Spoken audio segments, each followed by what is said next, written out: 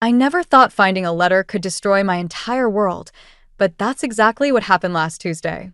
My name is Harper, and up until that moment, I'd been living in my twin sister's shadow, playing the role of the other Lawson daughter. I was searching through my father's home office for a USB drive when I found it, a thick envelope from the Berklee College of Music, dated 3 months ago.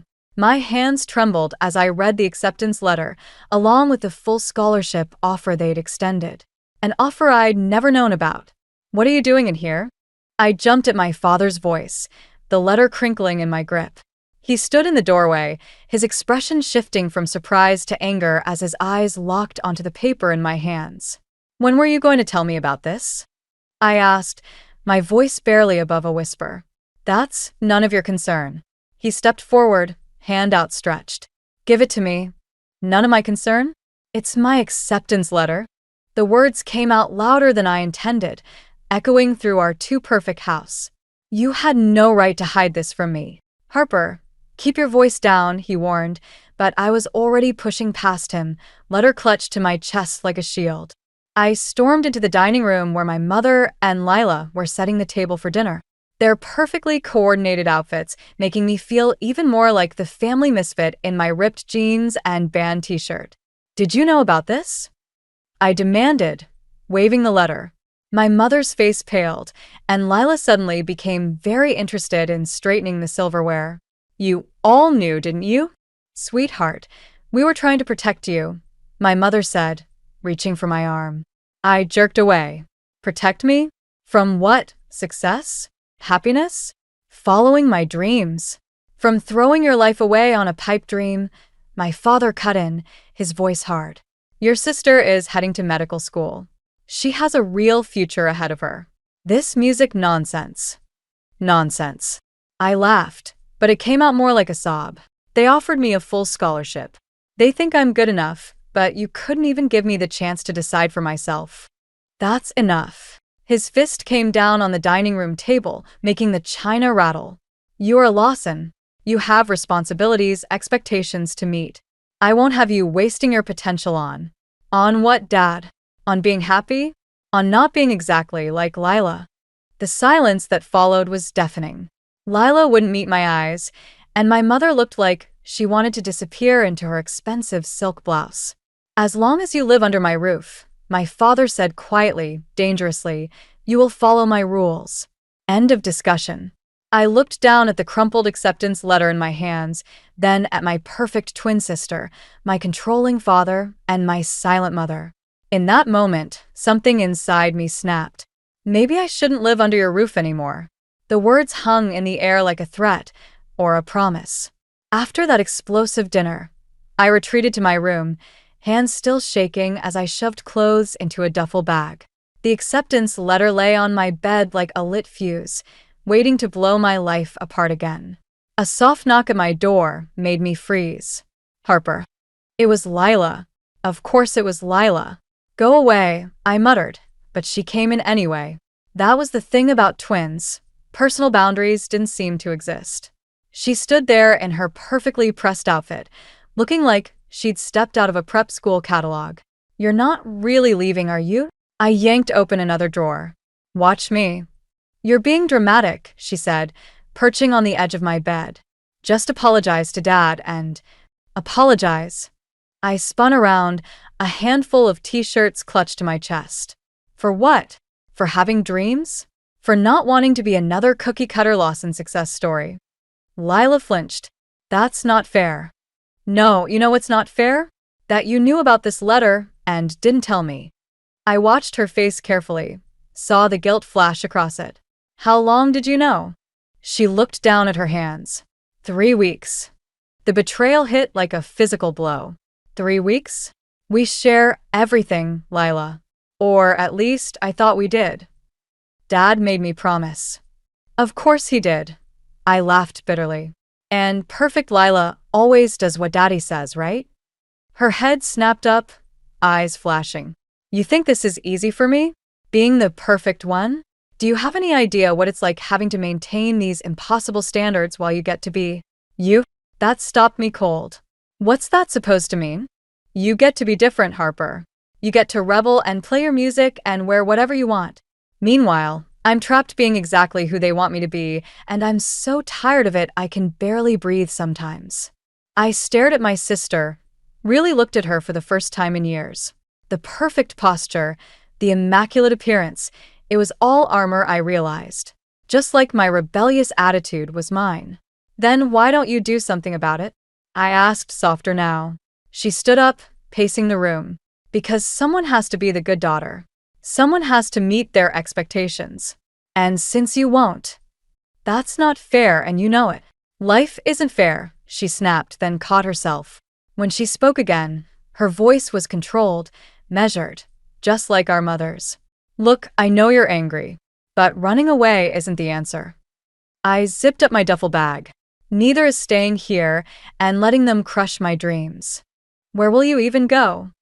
Grandmother Mabel's, I said, watching her eyes widen. At least she believes in me.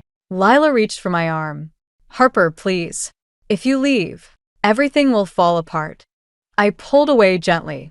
Maybe everything needs to fall apart before it can be rebuilt.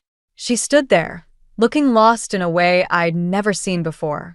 For a moment, I saw past the perfect facade to the scared girl underneath, my twin, my other half, trapped in a cage of expectations she never asked for. You could come with me, I offered quietly. She shook her head, tears in her eyes. You know I can't. No, I said, shouldering my bag. You won't. There's a difference. I left her standing there in my room, surrounded by the remnants of the life I was leaving behind. Grandmother Mabel's house always smelled like cinnamon and rebellion. She opened the door before I could even knock, as if she'd been expecting me. Maybe she had been news travels fast in our family, especially the scandalous kind. I was wondering when you'd finally break free, she said, pulling me into a hug that smelled of home-baked cookies and understanding. Come in before you catch your death. I followed her into the living room, where her old upright piano stood like a sentinel against the wall. The same piano where I'd first learned to play, hidden away from my father's disapproving glare. Your father called, she said, settling into her favorite armchair. Quite the performance at dinner, from what I heard. I sank onto the piano bench, running my fingers along the familiar ivory keys. Did he tell you to send me home? He did. She smiled, that mischievous glint in her eye that always made her look decades younger. I told him to go jump in the lake. That startled a laugh out of me. You didn't. Oh, but I did. And then I told him something else. Something he needed to hear a long time ago. She leaned forward, her expression growing serious. Did you know your father once had dreams just like yours? I stopped playing with the keys. What? Mitchell was quite the guitarist in his youth. Had a band and everything. Your grandfather shut that down faster than a speeding ticket. She shook her head. History has a funny way of repeating itself. The revelation hit me like a punch to the gut. Dad played music. Not just played, he lived for it. But your grandfather convinced him it was a waste of time, that he needed to focus on real success. She pulled something from beside her chair, a dusty photo album. Here. The photograph showed a younger version of my father, hair long and wild, clutching a guitar on some dimly lit stage. His smile was different, free, genuine, nothing like the controlled expression he wore now. What happened? Life happened. Fear happened.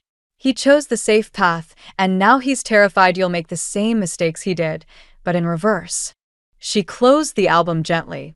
He's not trying to hurt you, Harper. He's trying to protect you from pain he thinks is inevitable. By causing me pain now, my voice cracked. That makes no sense. Fear rarely does, dear. She stood, walking to the piano. But here's the real question. Are you going to let his fear control your future? I thought about the acceptance letter in my bag, about Lila's confession, about this younger version of my father who once dared to dream. No. But I don't know how to fight this. Grandmother Mabel sat beside me on the bench, her fingers finding the keys with practiced ease. The opening notes of an old jazz standard filled the room. Then don't fight. Play. Show them who you are through your music. Sometimes the best revenge isn't about getting even. It's about proving them wrong by being exactly who you were meant to be. She reached into her pocket and pulled out an envelope, which is why I've already called Berkeley. They're expecting you for an audition next week. I stared at her, hope and terror mixing in my chest. But Dad, let me worry about your father. She winked. I've had decades of practice handling stubborn Lawson men. The piano notes hung in the air between us, a bridge between what was and what could be. The Berkeley audition room felt smaller than my bedroom, but somehow contained all my dreams and nightmares in its four walls. I sat at the grand piano, my fingers hovering over the keys, when my phone buzzed. A text from Lila. Dad knows where you are. He's coming. My stomach dropped, but before I could process that, the door opened and 3 judges walked in. No time to panic about Dad now. Whenever you're ready, Miss Lawson, the middle judge said, adjusting her glasses. I closed my eyes, trying to steady my breathing. Then my fingers found the keys, and I began to play, not the classical piece I'd prepared, but something else entirely. Something raw and new, born from the past week's chaos. The melody started soft, hesitant, like a question asked in the dark. Then it grew, building into something fierce and defiant. Halfway through, the auditorium door creaked open. I didn't need to look to know it was him. I could feel my father's presence like a storm cloud. But for once, I didn't stop playing. Let him watch. Let him see exactly what he was trying to destroy. The music poured out of me, all the anger and pain transforming into something beautiful. When the final note faded, the silence felt electric.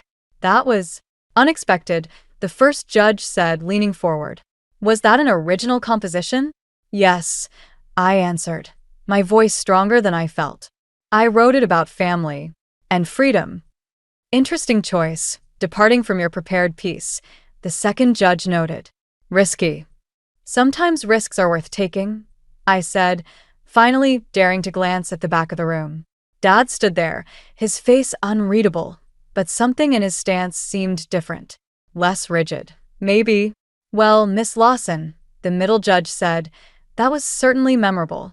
We'll be in touch. I gathered my sheet music with trembling hands, knowing I'd have to walk past my father to leave. As I approached, he didn't move, didn't speak. Just watched me with eyes that reminded me of the young man in grandmother's photograph. In the hallway, he finally broke the silence. That piece. What was it called? Breaking Free, I said, bracing for the lecture, the disappointment, the demands to come home. Instead, he pulled something from his coat pocket, a worn leather case. Inside was a guitar pick, edges smoothed by years of use. I used to carry this everywhere, he said quietly. Thought I'd lost it years ago. Your grandmother found it in her attic yesterday. I stared at the pick, this tiny piece of my father's hidden past. Why did you really come here? He closed the case, his fingers lingering on the leather. To stop you from making a mistake. He paused, and for the first time in my life, I saw uncertainty in his eyes. But after hearing you play just now, I'm not sure who's making the mistake anymore. Before I could respond, my phone buzzed again. Another text from Lila. Mom found Dad's old recordings. They're amazing. Harper, there's so much we never knew. I looked up at my father, seeing him clearly for the first time, not as the tyrant who tried to crush my dreams, but as someone who'd had his own dreams crushed long ago. Maybe, I said carefully, it's not too late for either of us to learn from the past. The acceptance letter from Berkeley arrived on the same day as the band invitation. I stood in Grandmother Mabel's kitchen, holding both pieces of paper, feeling like the universe was playing some cosmic joke. Jasper and Noah wanted me to join their band, Midnight Revival, as their lead vocalist and pianist. They had a regular gig at the Underground, one of the city's most popular indie venues. Well, Jasper leaned against the doorframe, his guitar case slung over his shoulder. You in or out? I glanced at the Berkeley letter again. The semester doesn't start for 3 months. Exactly, Noah chimed in from behind him. Perfect timing for a summer residency. We could really make something happen, Harper. Before I could respond, my phone lit up with a text from Mom. Your father's been listening to his old recordings all week. He hasn't done that in 20 years. Harper. Jasper's voice pulled me back. Earth to Harper? I need to think about it, I said, but my fingers were already itching to play, to create something new. That night, we sneaked into the underground for an impromptu practice session. The empty venue felt like a cathedral of possibilities. I sat at the old upright piano while Jasper and Noah set up their equipment. Your dad's really got you spooked, huh? Jasper asked, tuning his guitar. It's complicated, I muttered, running through scales to warm up. Family always is, Noah said, adjusting his drums. But music? That's simple. Either you feel it or you don't. We started playing, and everything else faded away. The song we created that night was raw, unpolished, but alive with something I'd never felt before. Freedom, maybe. Or defiance. Then I heard the door open. Lila stood there, looking completely out of place in her designer clothes. Harper, we need to talk. We're kind of in the middle of something, I said, but she walked straight up to the stage. Dad's selling his guitars, she blurted out. All of them. Even the vintage Gibson. The music screeched to a halt. What? Why? He says if he couldn't make it work, maybe it's better to let go completely. She pulled out her phone, showing me photos of Dad's collection being packed away. But I think he's punishing himself. And you. That's not my problem, I said, but my voice wavered. Isn't it? Lila challenged. You're not the only one who inherited his passion, Harper. The difference is you're brave enough to fight for it. Jasper and Noah exchanged looks. We can give you guys a minute, Jasper offered. No, I said, turning back to the piano. We need to practice. Harper, Lila started. I said no. My hands slammed down on the keys, creating a discordant crash. I'm done letting his choices control my life. Then prove it, she said quietly. Show him what happens when you choose differently. The Underground's having an open mic night tomorrow. Bring him here.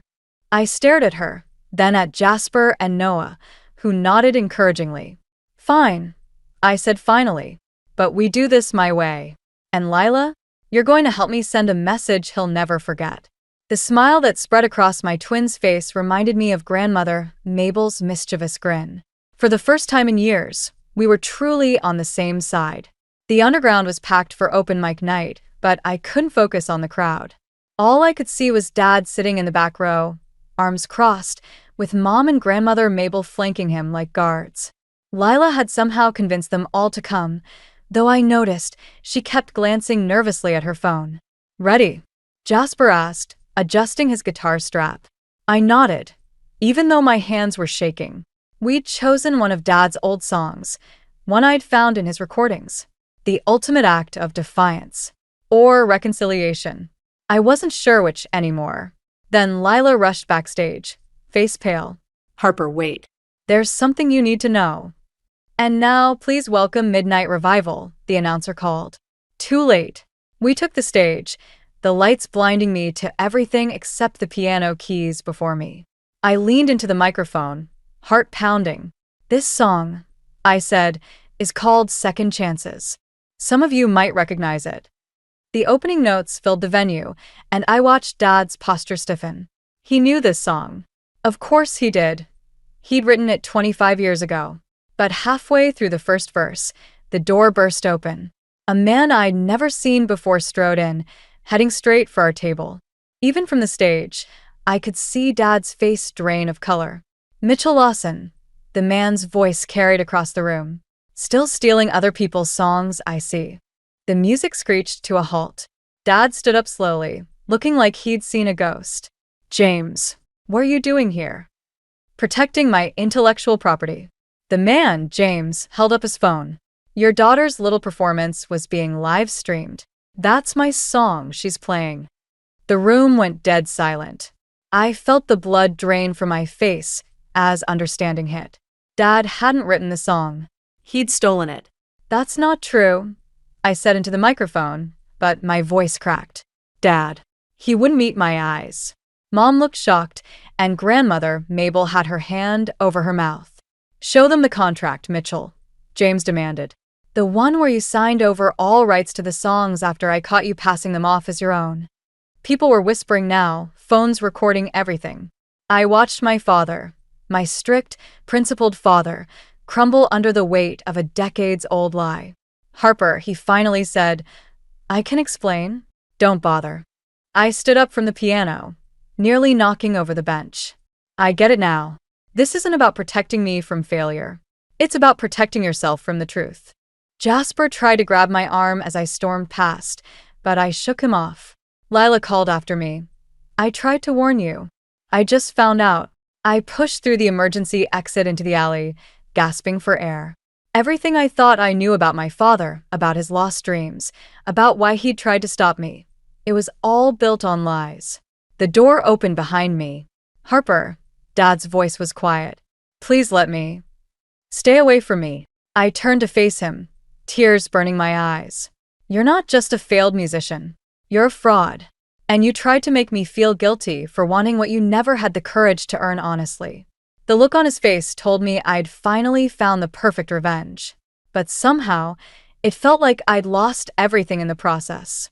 3 days after the disaster at the underground, I found myself at Grandmother Mabel's piano again, playing nothing in particular, when Lila burst in without knocking. Her perfect appearance was disheveled, and she clutched a leather-bound journal in her hands. You need to see this, she said, dropping it on the piano. I found it in Dad's study while he was meeting with lawyers about James's lawsuit. I didn't move to take it. I'm done with Dad's lies. Just read it. She opened the journal to a marked page. It's not what we thought. The handwriting was Dad's, dated 25 years ago. James took credit for my songs again today. Says nobody would believe a nobody like me wrote them. He's right. Who'd trust some kid from the wrong side of the tracks over a producer's son? But I need this job. Need to prove to everyone I can make it. My fingers froze over the keys. What? Keep reading, Lila urged. More entries followed, describing how James, the producer's son, had systematically stolen Dad's work, threatening to blacklist him if he spoke up. The final entry was the worst. Sign away my songs today. James threatened to reveal Mom's illness to the papers if I didn't. She can't handle that kind of stress right now. Music isn't worth destroying my family over. Time to grow up. The door creaked, and we both looked up. Dad stood there, looking older than I'd ever seen him. You weren't supposed to find that, he said quietly. Why didn't you tell me? I demanded, standing up. All these years, you let me think that I was a failure? He stepped into the room. Better that than knowing I was a coward. You weren't a coward, Lila interjected. You were protecting Grandmother Mabel. And then I spent the next 20 years trying to protect you girls from the same pain. He laughed bitterly. Instead, I became exactly what I hated, someone who crushes other people's dreams. I looked down at the journal, then at the piano. The song I played that night. You really did write it. Every word. He moved closer, hesitant. When I heard you playing it, God, Harper, it was everything I'd ever wanted. But then James walked in, and suddenly I was that scared kid again, watching someone else take credit for my work. So, what are you going to do about it now? I challenged. He pulled out his phone, showing us an email. Already done. I sent copies of my original manuscripts and dated recordings to every music publication in the country. James's reputation won't survive this. But your reputation, Lila started, doesn't matter anymore. He turned to me. What matters is that my daughter knows the truth, and that she never lets anyone steal her voice like I let them steal mine. I stood up slowly, years of anger and resentment warring with understanding. I have a better idea. They both looked at me expectantly. Let's write a new song, I said. Together. About truth and lies and finding your voice again. Let the world hear both our stories. Dad's eyes filled with tears. I don't deserve. This isn't about deserving. I cut him off. It's about healing. And maybe a little revenge too. The right kind this time. For the first time in years, I saw my father smile. Really smile, as he sat down beside me at the piano. 1 year later, I stood backstage at the Underground, watching my father tune his guitar. The venue had changed, new paint, better sound system, but the energy felt the same. Nervous excitement crackled through the air like static electricity. Ready? I asked, adjusting my mic stand. He nodded, fingers running over the strings of his restored vintage Gibson, the one he'd almost sold. Just like we practiced. Jasper and Noah took their positions, while Lila set up her easel at the side of the stage. She'd been documenting our journey through her art, finding her own voice in splashes of color and bold strokes. Her latest piece hung in the venue's entrance, a portrait of our family, half in shadow, half in light. Mom and grandmother Mabel sat front row, both beaming. The rest of the crowd buzzed with anticipation. This was the first time Mitchell Lawson would perform publicly in 25 years. And the story of his stolen songs had made national headlines. Ladies and gentlemen, the announcer called, please welcome Midnight Revival, featuring Mitchell and Harper Lawson. The lights dimmed, and I began playing the opening notes of our new song, the one we'd written together. Dad's guitar joined in, hesitant at first, then growing stronger. When I started singing, I saw tears in his eyes, but he didn't miss a note. The chorus swelled, our voices blending in perfect harmony. Truth rises like the morning sun, burning through the lies we've spun. Standing tall in who we are, healing old wounds, near and far. James had tried to fight back, of course. But he couldn't explain away Dad's original recordings, the dated manuscripts, or the testimonies from other musicians he'd exploited. His empire crumbled while our truth rose from its ashes. As we played the final notes, I caught sight of a familiar face in the crowd, James's son, Tommy. He'd reached out months ago, sharing his own stories of his father's manipulation. Now he was here, nodding along, free from his own father's shadow. The applause was deafening, but it wasn't the validation that mattered anymore. It was the look on Dad's face, peaceful, proud, complete. The weight of decades of silence had lifted from his shoulders. After the show, as we packed up our instruments, Mom approached the stage with an envelope in her hands. There's something you should know, she said, her voice trembling slightly, about why I never stood up to your father about the music. Inside the envelope was a yellowed newspaper clipping. A young Evelyn Matthews headlining at the Jazz Corner, 1995. My mother, the secret singer. I gave it up for the same reasons your father did, she admitted. Fear. Family pressure. But watching you both tonight. She straightened her shoulders. Well, let's just say it's never too late to find your voice again. Dad wrapped an arm around her waist, and Lila joined us, paint smudged on her cheek. We stood there, a family of artists who'd finally learned to be honest about who we were. So, Jasper called from behind his amp, same time next week? I looked at my father, who smiled and nodded. Same time next week, I confirmed. Sometimes revenge isn't about making others pay for their wrongs. Sometimes it's about reclaiming what was stolen, not just songs or opportunities, but the courage to be yourself, the truth of who you are.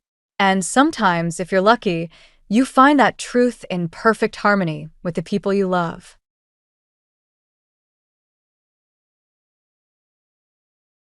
Standing in the kitchen of a small bakery in Boston, Elizabeth Brown carefully piped buttercream frosting. The morning light streamed through the window, gently illuminating her handiwork. Over the past 5 years, Elizabeth had been making a name for herself as a respected local pastry chef. Her specialty was wedding cakes. Ironically, the one she was finishing today was for her own wedding. Elizabeth had always been a meticulous and responsible woman. Raised as the eldest daughter, she had always worked diligently to meet the expectations of her parents, Martha and George. She served as student council president in high school and graduated at the top of her culinary school class. Her parents were proud of her. Her smartphone rang, and Michael's name appeared on the screen. Elizabeth answered with a smile. "How's the cake coming along?" Michael's voice had its usual warmth. "It's perfect. I'm sure you'll love it." Michael Johnson was the head chef at a popular local restaurant. They had met 2 years ago when he was a judge at a cooking competition. He was an honest and dependable man. Their relationship began with a shared passion and gradually deepened. Michael's gentle nature and considerate heart perfectly matched Elizabeth's steady character, and when he proposed a year ago, she had no hesitation. After hanging up, Elizabeth sighed deeply. 3 days until the wedding. But now that her relationship with her family had fallen apart, her heart was filled with complicated emotions. Elizabeth's mind conjured up the face of her sister, Victoria. Victoria had always been given special treatment by their parents. Beautiful and sociable from a young age, she was skilled at attracting attention, but she also had a capricious and self-centered side. From childhood, Elizabeth had been expected to look after Victoria. She helped with homework, mediated when Victoria got into trouble with friends, and sometimes even covered up her lies. Instead of scolding Victoria, their parents always indulged her, saying, "She's still young." Looking back, that might have been the beginning of the family's distortion. Elizabeth was always expected to be the good child, while Victoria was forgiven for everything. Elizabeth never voiced her complaints about such unfairness. She always suppressed her own feelings to maintain family peace. Meeting Michael was a turning point in Elizabeth's life. He recognized and respected her worth. His family also warmly welcomed her, giving her the first sense of what a real family meant. Wedding preparations were going smoothly.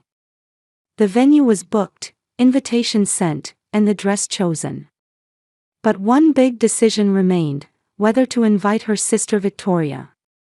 As her relationship with Michael deepened, Elizabeth gradually distanced herself from her family.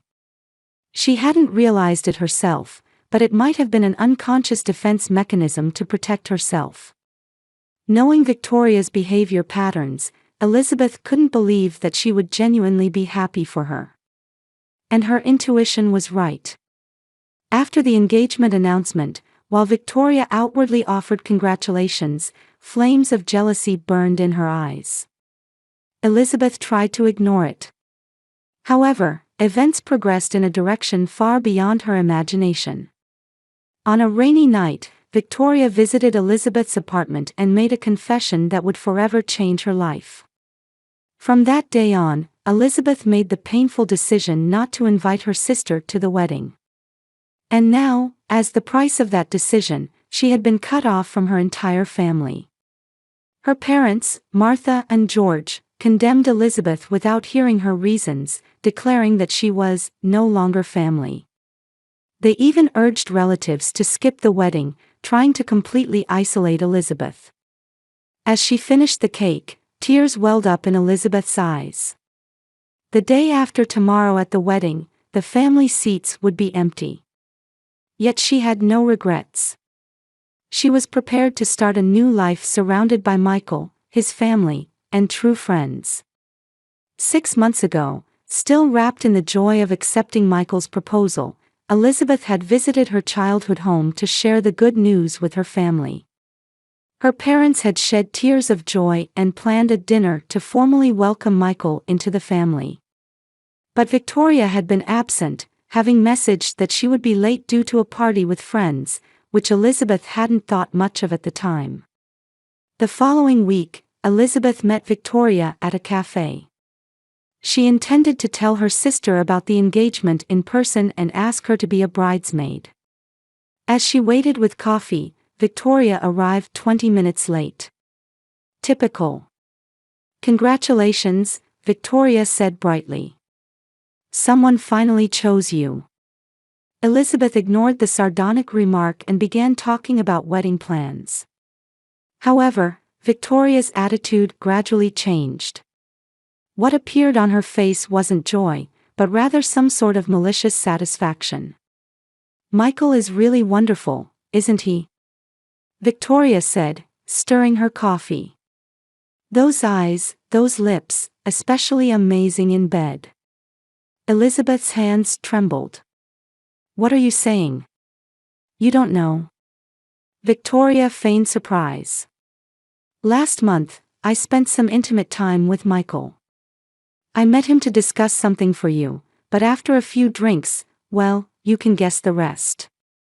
Elizabeth felt as if she could hear her world crumbling. That's a lie. Hilton Hotel, room 1422. Check for yourself if you don't believe me. Victoria held out her smartphone, showing a photo of a hand holding a hotel room keycard. Elizabeth rushed out and called Michael. Her voice was shaking. We need to talk right now. An hour later, Michael sat in Elizabeth's apartment, his face pale. Tell me the truth, Elizabeth said, trying to maintain her composure. Michael took a deep breath and cradled his head in his hands. That day, Victoria contacted me. She said she wanted to plan a surprise for your birthday.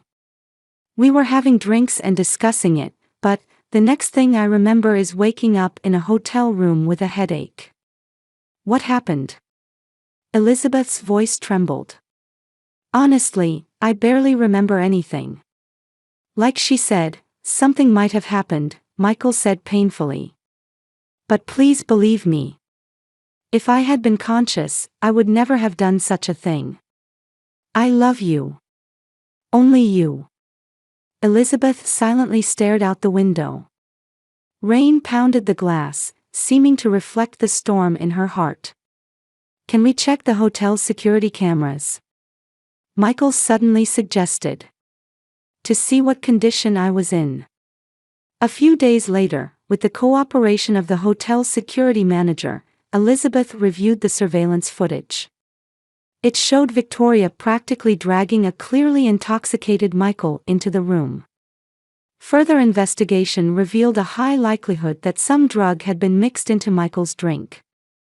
A doctor's diagnosis also confirmed his memory loss from that night. After gathering all the evidence, Elizabeth made the final decision to trust Michael. He had been a victim. However, Victoria's betrayal left a deep wound in her heart.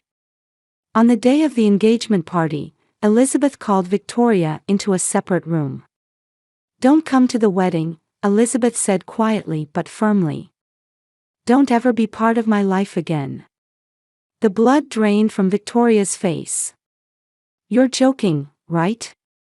We're family. Family doesn't betray each other. That night, when Elizabeth returned home, angry phone calls from her parents awaited her. Victoria had complained to them that Elizabeth had excluded her from the wedding over a minor argument. What kind of terrible daughter excludes her sister over such a trivial matter? Martha's voice shook with anger. There are circumstances. Victoria. No excuses. George grabbed the phone. You're no longer family. Get out. The call ended, and Elizabeth was left on the edge of loneliness. Her parents hadn't even tried to learn the truth before cutting her off. The next day, her parents contacted all relatives, sending emails asking them to skip the wedding due to Elizabeth's selfish behavior. Elizabeth was hurt, but she didn't regret her decision. She was prepared to start a new life surrounded by Michael, his family, and true friends. On the morning of her wedding day, Elizabeth woke up in a quiet hotel room. Morning sunlight filled the room with soft light. In the adjacent room, her maid of honor Carol, a college friend, was already consulting with the hairstylist.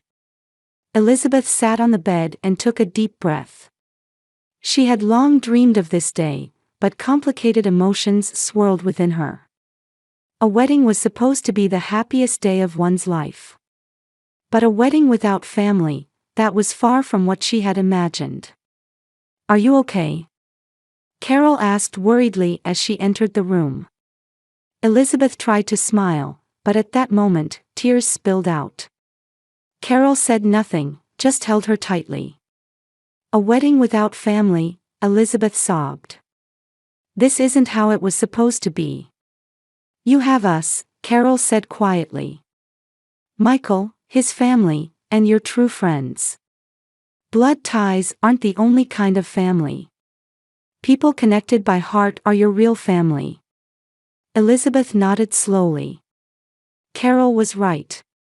2 hours later, dressed in her wedding gown, she headed to the venue. The wedding venue was a garden wedding facility in a renovated old mansion on the outskirts of Boston. May sunshine poured down on the garden, where flowers of every color bloomed. Chairs were neatly arranged, with a white carpet stretching down the center aisle. From the preparation room window, Elizabeth watched guests arriving one after another.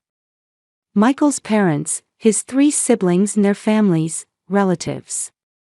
And her friends. But the family seats on the left remained empty. There was a knock at the door, and Michael's father, Charles, entered. He wore a warm smile. "Ready?" he asked gently. Michael had explained Elizabeth's situation to his parents. They decided without hesitation to support her, and Charles had volunteered to be her escort. "Yes, I'm ready," Elizabeth answered, holding back tears. Charles took her hand and smiled kindly. "From today, you're a member of our family. No matter what happens, we'll always be on your side." His words spread warmth through Elizabeth's heart. The music began, and the ceremony started. Elizabeth began walking down the aisle, supported by Charles's arm. Tears welled in her eyes, but they weren't tears of sadness. They were tears of joy at beginning a new life surrounded by people full of love. Michael waited for her at the altar. His eyes shone with love and determination.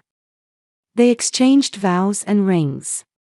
When the minister declared, "I now pronounce you husband and wife," loud applause erupted from the audience. The reception was filled with smiles, music, and delicious food. Elizabeth and Michael shared their first dance and cut the cake. Love and blessings surrounded them. But occasionally, Elizabeth's eyes turned toward the entrance. Deep down, she harbored a small hope that her parents might change their minds and appear. But that hope wasn't fulfilled. As the night deepened and the party drew to a close, Michael took Elizabeth's hand and led her to a quiet place. "Any regrets?" he asked, looking into her eyes. Elizabeth shook her head. "I've never regretted choosing you." They embraced and shared a long kiss under the starry sky. This was their new beginning. 3 days after the wedding, Elizabeth and Michael returned from their honeymoon and were beginning to settle into their new home when the intercom suddenly rang. The monitor screen showed 3 faces wet with rain: her parents, Martha and George, and her sister Victoria. Their expressions were clearly distressed, seemingly in a state of panic. "What's going on?" Michael frowned. Elizabeth caught her breath. "It's my family." After hesitating, she opened the door. Her parents and Victoria standing at the entrance looked completely different from before, haggard and exhausted.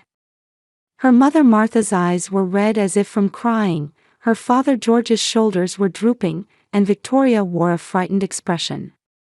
"May we come in?" Martha asked in a trembling voice. Elizabeth silently invited them into the living room. In the heavy silence that filled the room, George spoke up. "We got a call from the Clarks." The Clarks, Elizabeth's father's uncle's family. "What did they say?" Elizabeth quietly asked. "Everything," George forced out the words. "That we asked them to skip your wedding. That we disowned you. And..." He turned a stern gaze toward Victoria. "About Michael and Victoria too." "What do you mean?" Elizabeth was confused. "But Victoria..." "We heard the truth from Michael," Martha interrupted. "John contacted him before the wedding to make sure he was being honest with you. John is our relative, the Clark's son." "John did?" "Yes. He met Michael and heard his side. And he heard everything, about Victoria's actions and why you didn't invite her to the wedding." Elizabeth gasped. She hadn't seen John in years, but he had been on her side. He revealed it all at the family council, Martha continued. Now all the relatives know the truth. And her voice trembled. Everyone is condemning us. We should have protected you, but we abandoned you. Without knowing the truth. No, Mom, Victoria spoke up. You might not have known the truth, but I did. It's all my fault. Her voice trembled, and silence filled the room again. Outside, the rain began to fall harder. The family's reputation is rapidly declining, George said quietly. Some relatives say they never want to hear the Brown name again. Our social standing as well. And most of all, Martha cut in, we lost our precious daughter. We couldn't attend your wedding. That's what hurts the most. Tears glistened in her eyes. George, too, showed an emotional expression rarely seen. Elizabeth stood rooted to the spot. Various emotions mixed in her heart, anger, sadness, and a strange sense of relief. She looked at Michael. He nodded quietly, indicating that he would respect her decision. I'll make some tea, Elizabeth finally said. This is going to be a long conversation. The scent of bergamot wafted through the living room from the steaming cups of tea on the table. Elizabeth quietly picked up her cup and took a slow sip. Across from her sat her parents and sister, tensely awaiting her reaction. Michael had excused himself, saying he would be busy in the kitchen. This was a family matter. Wisely, he was giving Elizabeth and her family the space they needed. First of all, George broke the heavy silence. I want to apologize to you. As our daughter and as a person, we should have listened to your side of the story. Martha nodded at her husband's words and looked at Elizabeth with tearful eyes. Your father is right. We judged without hearing what happened from your side and hurt you. I'm truly sorry. Elizabeth quietly studied her parents.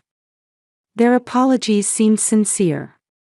But years of disappointment and recent pain wouldn't disappear easily. Why did you believe Victoria's words without question? Elizabeth asked quietly.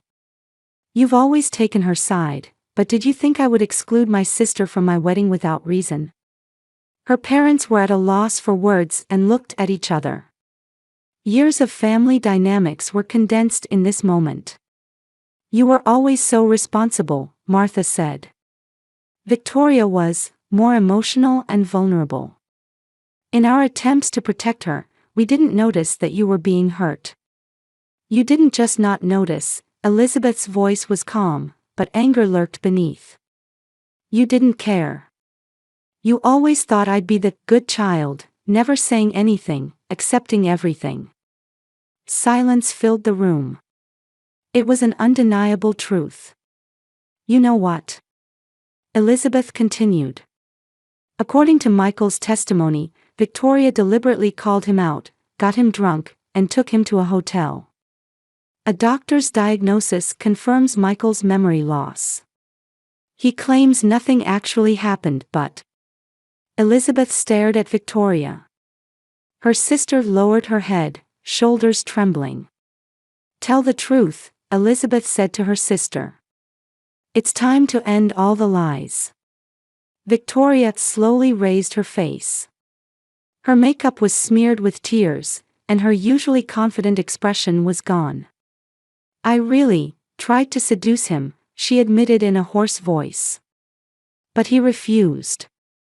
No matter how many times I tried, he refused to betray you. So. I used drugs. George inhaled sharply, and Martha covered her mouth with her hand. Even after he lost consciousness, nothing happened, Victoria continued. I couldn't do such a thing. Instead, I lied. To hurt you. Why? Elizabeth's voice trembled. I was jealous, Victoria answered honestly for the first time. You were always perfect, responsible. Our parents spoiled me, but they truly respected you. I got attention, but you were respected. And when a wonderful man like Michael chose you. Her voice choked. I tried to ruin your happiness because it was something I could never have. I'm deeply sorry. Silence spread through the room again. Elizabeth stared out the window, listening to the sound of rain gently tapping the glass. Daughter, George said quietly, can you forgive us? Elizabeth slowly looked at her parents. In their eyes, she saw true regret and love. The pain of years of unfair treatment remained, but another feeling was budding in her heart, understanding and a little compassion. Forgiving and forgetting are different things, Elizabeth said quietly. I can give forgiveness, but trust is built over time. Our relationship will need time to heal. Martha and George gave small nods. It was the best answer they could expect. Elizabeth looked at Victoria. Her sister seemed smaller and more fragile than ever before. As for you, Elizabeth's voice turned cold, it's more complicated. I wasn't hurt because you tried to seduce Michael. If I didn't trust him, I wouldn't have married him. I was hurt because you deliberately tried to hurt me. Because you tried to destroy my happiness. Victoria nodded silently. There were no words to argue with. I don't know if we can fully restore our relationship, Elizabeth continued. But if you're truly trying to change, maybe it's worth trying at least. Michael quietly returned to the room. He stood beside Elizabeth and placed a hand on her shoulder. Hungry? He asked gently. Dinner's ready. Elizabeth smiled up at him. How much strength his support gave her. Would you all like to join us? Michael invited her parents and Victoria. After a moment's hesitation, Martha answered, if we're not intruding. Family healing begins around the dining table together, Michael smiled kindly. They moved to the dining table. Conversation was awkward at first but gradually became more natural. Her parents tried to get to know Michael better, and he made no attempt to hide his love for Elizabeth. Victoria spoke little, quietly observing. When dessert time came, Elizabeth took Michael's hand and took a deep breath. Actually, I have something to tell you, she looked around at her family. What is it? Martha asked anxiously. Soon there will be 3 of us, Elizabeth said quietly. We're expecting a baby. Tears welled in Martha's eyes, and George was too moved for words. Even Victoria showed a small smile. Congratulations, Martha finally said. From the heart. Thank you, Elizabeth replied. There was a note of hope in her voice. Outside, the rain had stopped, and the sunset was shining through gaps in the clouds. It seemed a symbol of a new beginning. Elizabeth looked around at her family. Their relationship would never be the same as before. Wounds might heal with time, but scars would remain. Still, she felt that tonight they had taken a small step forward. 1 year later, in a quiet residential neighborhood on the outskirts of Boston. In the garden of Elizabeth and Michael's home, colorful flowers were in full bloom. On the lawn visible from the living room window, a cream-colored blanket was spread out, and on it, Elizabeth was playing with her 3-month-old daughter, Emma. You're smiling, our little angel, Elizabeth gently kissed the baby's soft cheek. Emma looked up at her mother's face with an innocent smile. Her blue eyes were just like Michael's, but she had Elizabeth's gentle features. The doorbell rang, and Elizabeth picked up the baby and headed to the entrance. When she opened the door, her parents, Martha and George, were standing there. Martha's arms held a large stuffed animal and a handmade quilt. Welcome, Elizabeth smiled as she invited her parents in. Over the past year, her relationship with her parents had gradually been mending. It hadn't been easy. The imbalanced family dynamics of many years couldn't change overnight. But her parents were genuinely trying to repair the relationship. They regularly visited Elizabeth and Michael and were even receiving counseling. And above all, they had undergone a true change with Emma's birth. My precious granddaughter, Martha cradled Emma in her arms and gently rocked her.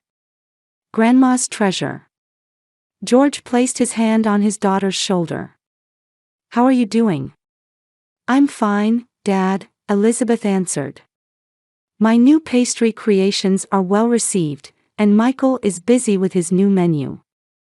They went out to the garden and chatted over coffee, surrounded by green grass and colorful flowers. There was no tension like before, instead, a comfortable peace flowed between them. It wasn't perfect, but it was definite progress toward healing. About Victoria, Martha said with some hesitation, she's started a new job in Chicago. Elizabeth nodded quietly. Her relationship with Victoria was even more complex than with her parents. Victoria had eventually left Boston a few months later and moved to Chicago to start a new life. The distance was probably necessary for both her and the family. She's apparently receiving counseling, Martha continued. Seems like she's trying to face herself. Elizabeth didn't answer, but inwardly she was praying for her sister. The anger had gradually softened, but there was still a long way to go to regain trust. That night, after Emma had fallen asleep, Elizabeth sat on the porch with Michael, gazing at the twilight sky. I was thinking, she said quietly, a year ago around this time, right after the wedding. I thought everything had fallen apart. Michael took her hand. And now? Now. I'm in a different place, Elizabeth replied. Not perfect, but at least moving forward. As they were talking, a delivery arrived.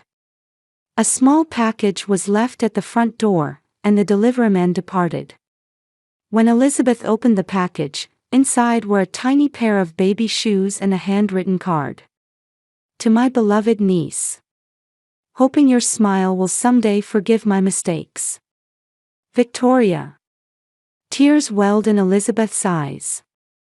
She still hadn't fully forgiven Victoria, but this simple gift contained her sister's heartfelt regret and desire to change. Will you write back? Michael gently asked. Elizabeth thought for a while, then slowly nodded. Tomorrow, I'll write a short letter. I don't know if we can repair our relationship yet, but I don't intend to completely close the door either. Michael smiled and put his arm around his wife's shoulder. Family bonds may sometimes be damaged, but they never completely disappear. Yes, Elizabeth agreed. With love and time, wounds can gradually heal. They quietly watched the twilight. Stars had begun to shine one by one in the sky. The next morning, Elizabeth wrote a brief reply. Thank you. Emma is growing healthy. Perhaps someday, you'll be able to meet her. For now, take care of yourself. Elizabeth. She sealed the envelope and dropped it in the mailbox. She didn't know what the future would bring.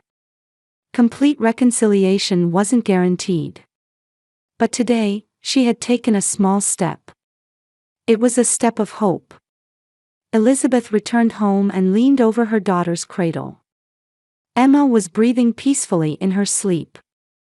Looking at her tiny fists and closed eyes with long lashes, Elizabeth smiled. There's more love in your life than you can imagine right now, she whispered to her daughter. And no matter what happens, we'll be by your side. Outside the window, the light of a new day poured down on the garden, and flowers that hadn't been there yesterday were beginning to bloom.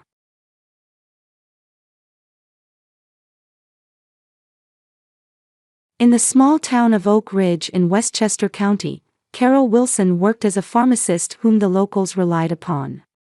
With her gentle smile and reliable knowledge in her white pharmacy coat, Carol was an essential presence supporting the health of the townspeople.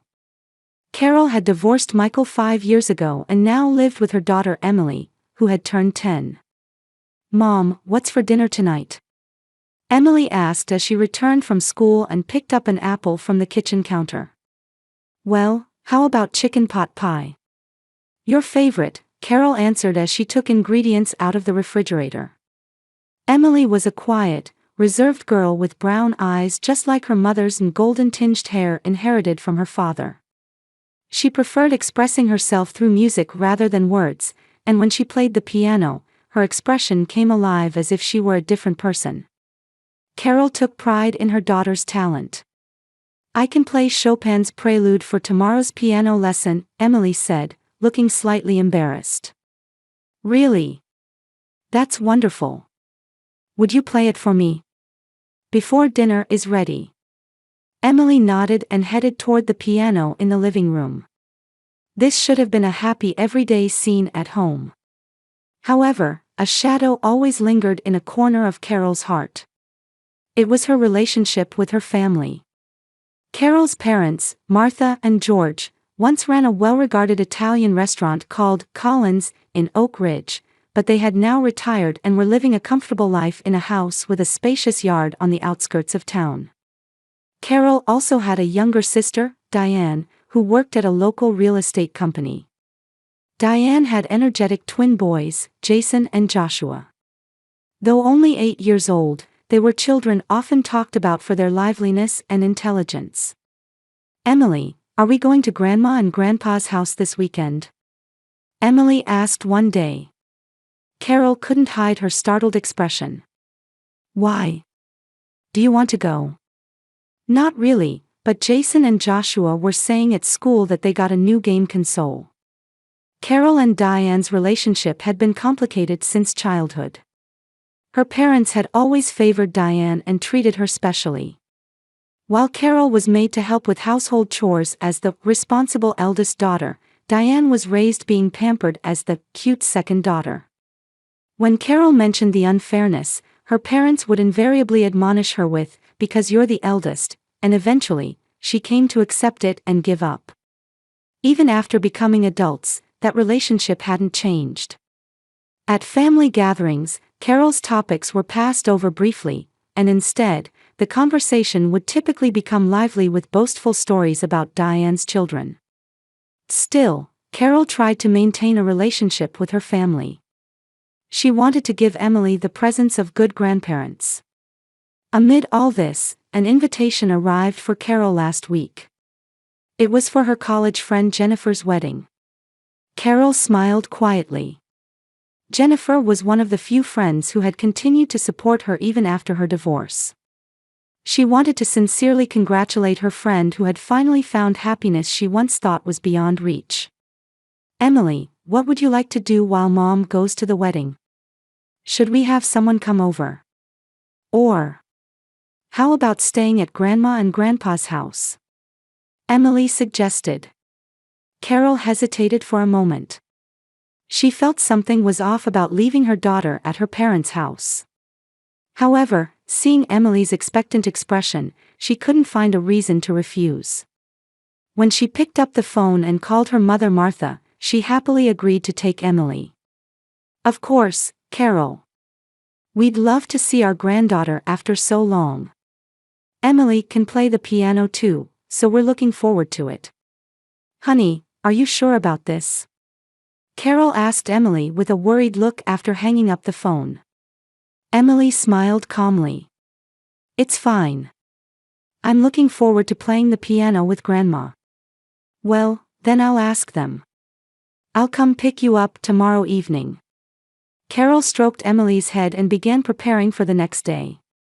On the morning of the wedding, Carol was getting dressed up thoroughly for the first time in a long while. She chose a wine-red silk dress, put her hair up, and applied makeup carefully though modestly. Though she usually wore a ponytail and simple clothes, today was special. Mom, you look so pretty. Emily's eyes sparkled seeing Carol in her dress. Thank you, Emily, Carol smiled happily. Be a good girl at Grandma's house today. You can practice the piano too, so I'm sure you'll have fun. Yes. I'll practice the piano properly. Emily was packing her favorite books and piano music into a small backpack. Carol drove to her parents' house. The spacious home with a large yard in the suburbs had always been a place that stirred mixed feelings in Carol. A place where nostalgia and discomfort mingled. "Carol, Emily, welcome." Martha greeted them with a broad smile as she opened the door. She hugged Emily and said, "Grandma has been looking forward to this." George was visible behind Martha. "Hello, Carol. You look beautiful in that outfit," he awkwardly complimented. "Thank you, Dad," Carol replied as she placed Emily's bag on the floor. "I've put Emily's medicine in her bag. She hardly ever has asthma attacks, but just in case. And don't forget about her allergies." "Of course, don't worry. We can certainly take care of our granddaughter," George said, sounding a bit offended. Carol quickly smiled. "Of course. Well then, Emily," she turned to her daughter. "Mom will come pick you up in the evening, so be a good girl." "I understand," Emily nodded quietly. "Well, have a good time. Enjoy the young people's wedding," Martha said. "Diane will be bringing her children over later, so Emily won't be bored." Carol hesitated for a moment but then looked at her watch and hurried to leave. "Please take care of her." When she arrived at the wedding venue, it was already overflowing with flowers and smiles. Carol decided to enjoy her time as a woman, switching her mind away from work and child-rearing. "Carol, it's been so long." Jennifer's cheerful voice rang out. Dressed in pure white, she was the very symbol of happiness. "Jenny, congratulations. What a lovely ceremony," Carol hugged her friend. "I'm so glad you came. Where's Emily?" "I left her with my parents. I thought I'd enjoy some time to myself for a change." "That's right, don't just think about your child all the time, think about yourself sometimes too," Jennifer said with a laugh. "Look, there's John over there. He's single, you know." Carol laughed embarrassedly. "Oh, Jenny." The ceremony was beautiful and moving. Watching the bride and groom exchange vows, Carol remembered her own marriage. But today, she was determined to focus on celebrating this happy moment rather than dwelling on sad memories. When the party began, Carol enjoyed dancing on the dance floor and chatting with old friends. Midway through, she received a message from her mother saying, "Emily is just being a bit disobedient," but Carol didn't worry much about it. She figured it was probably about eating too many snacks or TV time. "Carol, are you worried about Emily?" Lisa, a college friend sitting next to her, asked. "A little. My mother messaged saying she's not listening. Don't just think about your child, think about yourself sometimes too," Lisa said the same thing. "I can't remember the last time I saw you in such a beautiful dress." Carol smiled, but in her heart, she had begun to watch the clock. The ceremony ended earlier than planned, and Carol, concerned about the message from her mother, decided to head to her parents' house. As she drove, she felt an inexplicable uneasiness in her chest. When she arrived at her parents' house, the door was open, but no one came to greet her. From the living room, she could hear the sound of a video game and children laughing. When Carol entered, she saw Diane's twin boys sitting on the sofa, absorbed in the latest video game.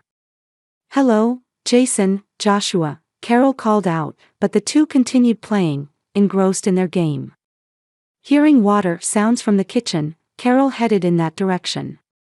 What she saw was Emily crying while washing dishes at the kitchen sink.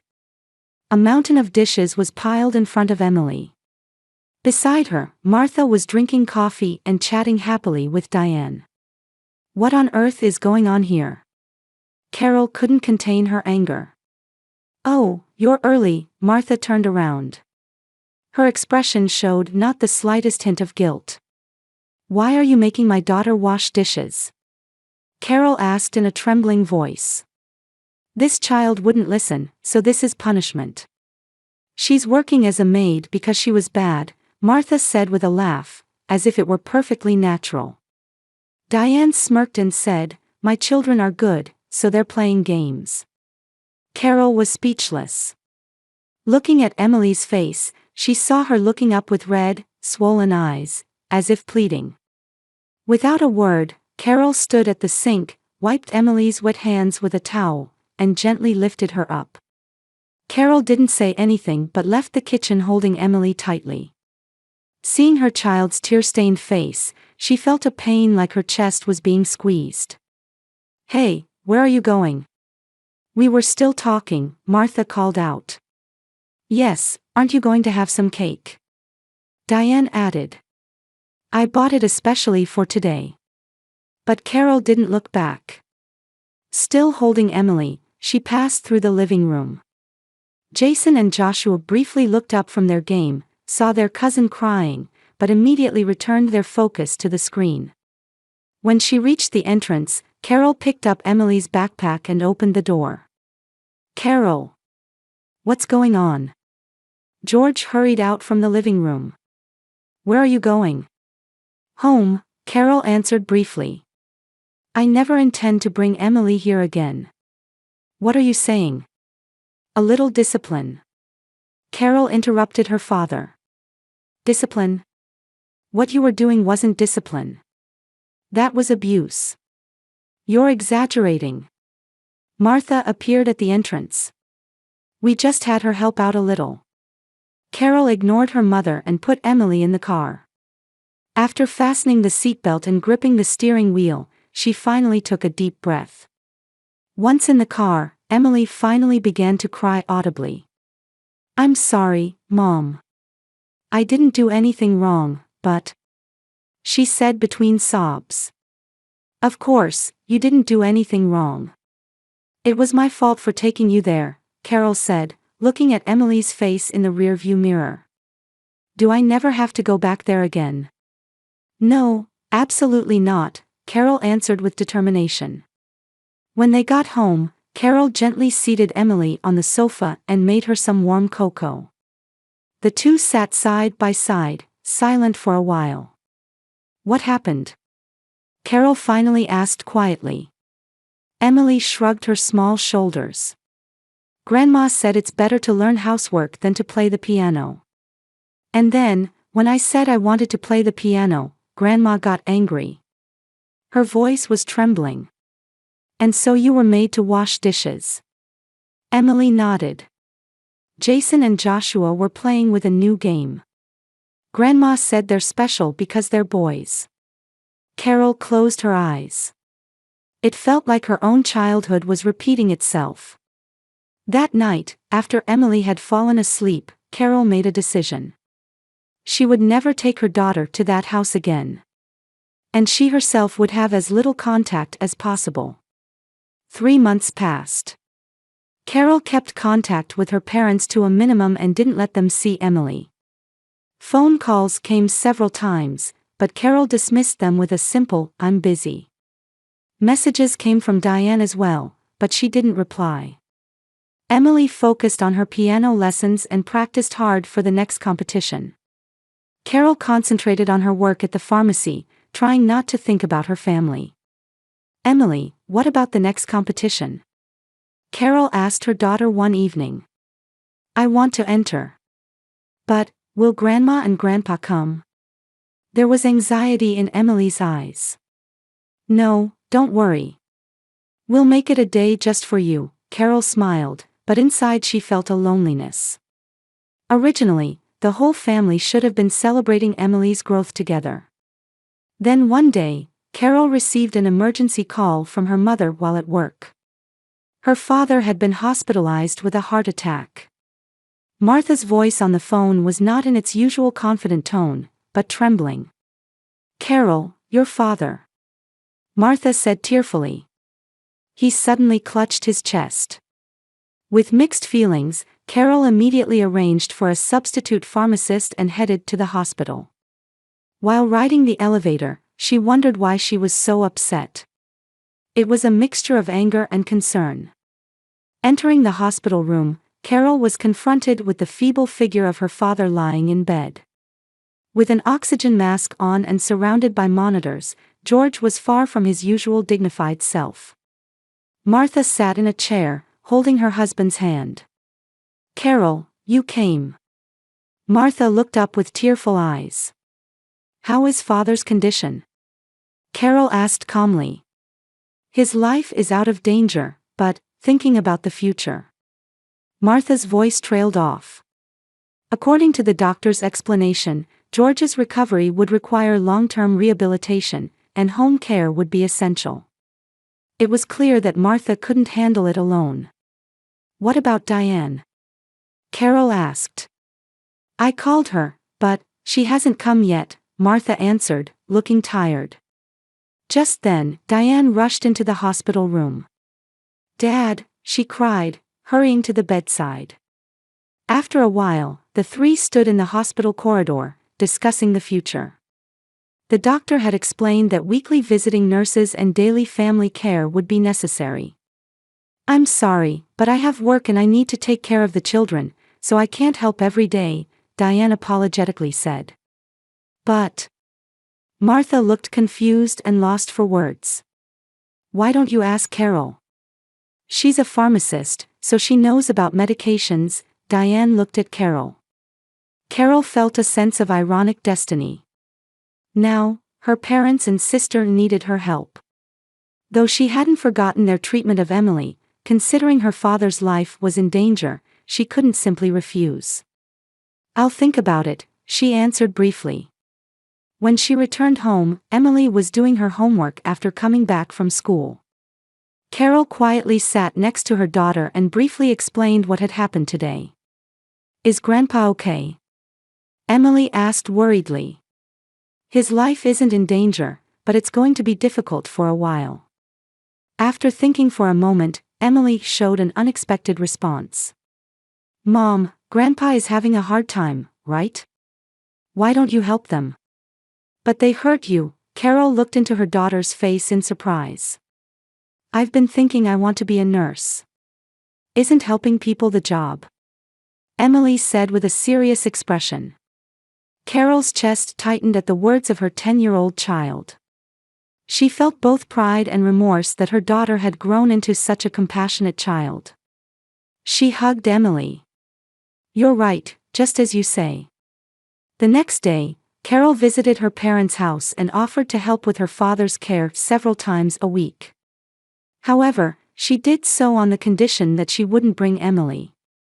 Martha showed gratitude, but said nothing about Carol's cold attitude.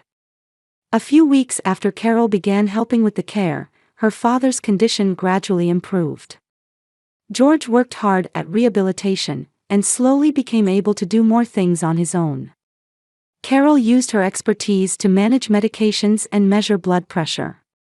Martha tried to apologize to Carol several times, but Carol just went about her work. Carol, about that day. When Martha would bring it up, Carol would change the subject.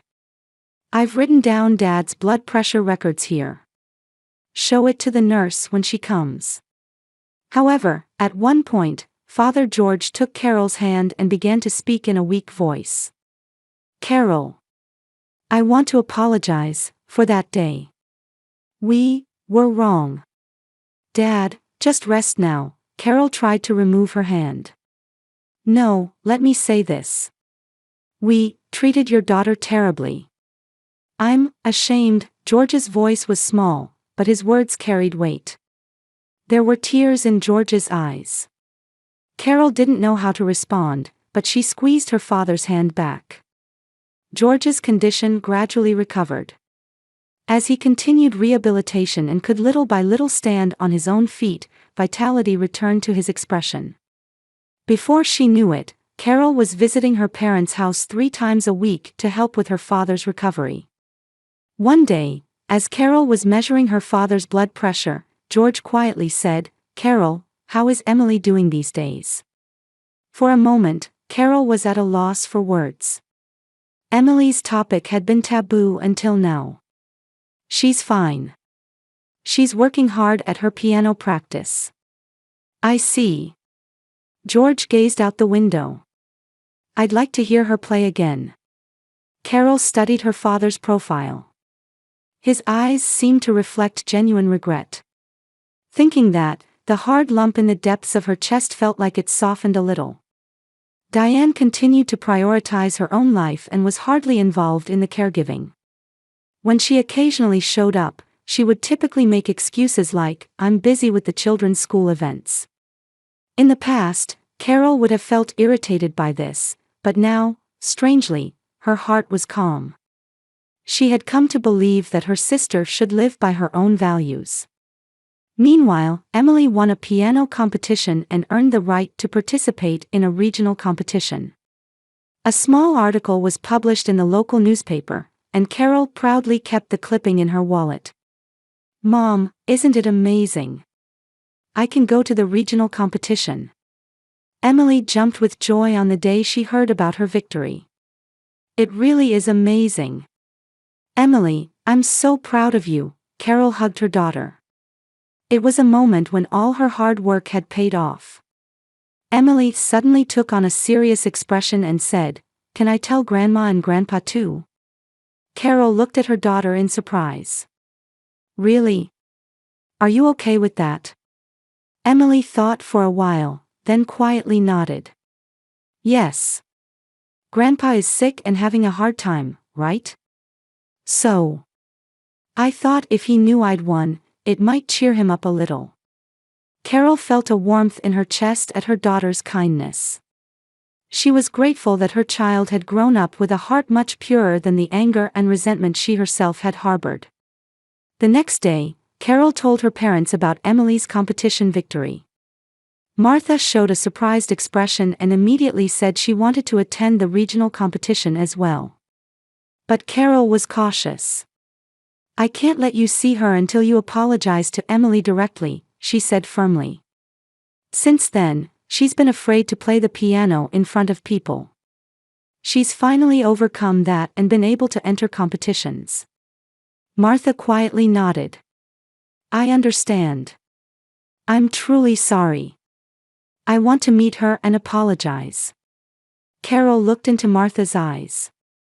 In her mother's eyes was a humility she had never seen before. That weekend, Carol carefully prepared and confirmed with Emily if she was willing to meet her grandparents. Emily seemed a bit anxious but answered, "It's okay." On Saturday afternoon, Martha and George visited Carol's house. George was walking with the support of a cane, but his color was good, showing signs of recovery. Emily sat at the piano with a tense expression. "Emily." George quietly called out. He slowly entered the living room of his daughter's house and sat down on the sofa. "Grandpa and Grandma want to apologize to you. We're sorry for what we did that day." "You didn't do anything wrong," Martha said tearfully. She looked not like the dignified grandmother she usually was, but like a remorseful old woman. Emily remained silent, looking down, but eventually said in a small voice, "Why did only I have to wash dishes? When I didn't do anything wrong?" At that question, Martha and George exchanged glances. Then the truth came out. They had spoiled Diane's children, but that was because they had behavioral issues. They didn't listen and broke things, so Martha and George had raised them by trying to keep them happy. On the other hand, Emily was quiet and obedient, so they had naturally put her to work. "We were wrong," George said in a heavy tone. "And now, we're seeing the results. Jason and Joshua don't listen to anyone. They're causing problems at school," Martha added. "We were repeating the same mistakes we've always made. Just like we did with Carol." Carol was surprised. She hadn't thought her parents would admit it. That they themselves would voice the unfairness she had felt for years. Silence filled the room. Emily quietly stood up and sat at the piano. Then she began to play a beautiful piece. Chopin's Nocturne No. 2, a gentle and delicate melody spread throughout the room. Everyone in the room held their breath at the sound. When the performance ended, Martha wiped away tears and said, "Wonderful, Emily. You really do have talent." "Thank you, Grandma," Emily showed a smile for the first time. It was small, but a definite smile. You can come see the regional competition, if Mom says it's okay, Emily said, looking slightly embarrassed. Carol was surprised by Emily's words but felt her daughter's growth. She nodded. We'll go, of course. Let's celebrate Emily's special day as a family. Thank you, Carol, George said, looking moved. For giving us this opportunity. Martha and George expressed their gratitude, and as they were leaving, they said to Carol, "You're a wonderful mother. You've raised Emily well. We need to learn from you." Hearing those words, tears welled up in Carol's eyes. They were the words of recognition she had sought for years. Yet, strangely, they didn't feel as important now. Something had changed within her. She had realized that rather than seeking her parents' approval, knowing her own worth and raising her daughter with care were most important. "Thank you," Carol answered quietly. "From now on, let's all move forward together." George placed his hand on Carol's shoulder. "Emily taught us the importance of forgiveness." Carol nodded and looked at Emily. Her daughter was standing by the window, watching the sunset. The golden light illuminated her hair, making her look like an angel. "Forgiving is liberating oneself," Carol whispered softly. That was the truth she had learned over a long time. Having the courage to move forward rather than remaining trapped by past wounds. And it was her daughter who had taught her that. On a Sunday spring day, 1 year after Emily's regional competition, a table was set up in Carol's backyard for a family lunch. Laughter rang out in the warm sunshine. "Emily, have you decided on your next piece?" Martha asked as she poured lemonade. A gentle smile graced her face. "Yes, I've decided to play Debussy's Clair de Lune," Emily answered, looking a bit shy. Now 12 years old, she had improved her piano skills enough to receive a recommendation to the local music school. George was resting in a deck chair. Having fully recovered from his heart attack, he was now well enough to go golfing twice a week. "Grandpa will definitely come to your next recital." Carol came out to the garden with a smile, carrying a fruit platter. Her relationship with her parents had gradually been repaired, and now they had dinner together once a month. There were still occasional differences of opinion, but they remembered to respect each other. "Mom, are Jason and Joshua coming too?" Emily asked. "Yes, they'll be here soon," Carol answered. George and Martha had also changed their approach with Diane's children. Instead of spoiling them, they established appropriate boundaries and taught them responsibility. The boys resisted at first, but gradually they began to change too. The doorbell rang, and when Carol opened it, Diane was standing there. Behind her were the twin boys.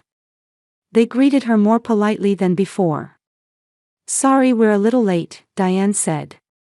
Her face showed signs of fatigue. She was struggling with parenting, having issues at work, and facing a divorce crisis. After lunch, while the adults were drinking coffee, the children were playing in the garden. Diane sat next to Carol and said in a small voice, "Carol, I need your advice." "What is it?" "I don't know what to do, the children won't listen to me, and Mike is fed up with me." Tears welled up in Diane's eyes. Carol quietly took her sister's hand. "First, teach the children responsibility. And most importantly, respect them. Just like Emily." Diane said, holding back tears, "I want to apologize for not doing anything for Emily that day. I was just trying to protect my own children. What matters isn't the past, but the future. You can change too." At Carol's words, Diane felt hope for the first time in a long while. After that, Diane began receiving parenting counseling and making efforts to repair her relationship with her children. The sound of a piano came from the living room. Emily had begun to play. The entire family listened quietly. The beautiful melody Emily played was no longer a symbol of past pain, but a symbol of new bonds and reconciliation. When the performance ended, Emily said to everyone, "In the future, I want to be a piano teacher. I want to teach children the wonder of music." Carol felt proud seeing her daughter's growth. She had learned that people can change by acknowledging past mistakes, sincerely apologizing, and showing it through actions. And above all, the power of forgiveness.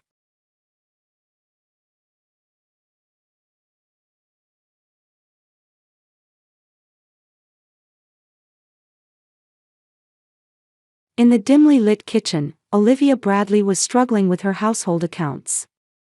The streetlights illuminating the mid-sized Michigan city filtered through the windows of her apartment. She was using this quiet time while her 2 children slept to balance her monthly expenses and income. Her salary as a medical office clerk wasn't enough to raise 2 children. 12-year-old Ethan, intelligent and quiet, and 9-year-old Leah, bubbling with curiosity. Both were growing fast, and with that came increasing expenses. Olivia sighed deeply. Summer vacation was approaching, and the children were full of anticipation. She wanted to give them at least a small adventure, some memorable time together. But after paying this month's rent, utilities, and food, there was no room in the budget for a trip. She picked up her cell phone and checked messages from her parents. Harold and Catherine ran Robinson Properties, a real estate company in Michigan. For years, they had provided financial support to Olivia and her grandchildren. After her divorce, that support had been a crucial pillar in her life for several years. "I'm afraid we'll have to reduce our usual support this year," her father Harold had said on the phone last week. "The company is struggling a bit. The real estate market is tough with the economic fluctuations." "I understand, Dad," Olivia had replied, trying to hide her disappointment. "It's okay. We'll manage somehow." But it was painful when she talked to her children about summer plans. "We might not be able to take a big trip this year," she gently explained. It hurt to see the joy fade from Ethan and Leah's faces. "We can't go to Disneyland?" Leah asked, tears welling in her big eyes. "It's difficult this year, sweetheart," Olivia answered. "Grandpa and Grandma's company is going through a tough time. Things might be better next year." The children showed surprising understanding, saying, "If Grandpa and Grandma are having a hard time, we'll do without too." Their innocent acceptance made Olivia's heart ache. Meanwhile, her sister Melissa was in a different situation. She lived with her husband Brad and their 2 children, 10-year-old Taylor and 7-year-old Connor. Melissa held an important position at their parents' real estate company and benefited greatly from it. Last week, when Olivia visited her parents' home, Melissa's new luxury SUV was parked in the driveway. "Nice new car," Olivia commented. "Yes, a bonus from Mom and Dad," Melissa replied casually. "For closing a deal for the company." Olivia said nothing. Deep down, she felt that her parents' support always favored Melissa. But she never voiced this. She always prioritized keeping peace in the family. And she told herself, "I'm sure Mom and Dad really are struggling. It's natural for Melissa to get bonuses since she works at the company." But that night after returning home, Olivia stared out her apartment window into the darkness and felt resentment at the unfairness. Her children ate modest dinners and studied with second-hand school supplies. Meanwhile, Melissa's children had the latest gadgets and enjoyed various activities every weekend. Olivia shook her head, trying to dismiss such thoughts. She believed jealousy was an ugly emotion. And she wanted to teach her children about love and compassion rather than material wealth. She suppressed her feelings and put away her account book, preparing for work the next day. Tomorrow is a new day. Somehow, we'll manage, she encouraged herself. Then she looked in on her children and gently kissed them as they slept. At the end of July, sad news arrived on Olivia's cell phone. Her father's sister, Aunt Eleanor, who lived in Arizona, had passed away. She had been a kind aunt since the children were small, always sending hand-knitted sweaters for Christmas. I have some sad news, Olivia gathered Ethan and Leah in the living room. Great Aunt Eleanor has gone to heaven. The children quietly accepted the sadness. Are we going to the funeral? Ethan asked. Yes, we're planning to, Olivia nodded. We'll need to fly to Arizona.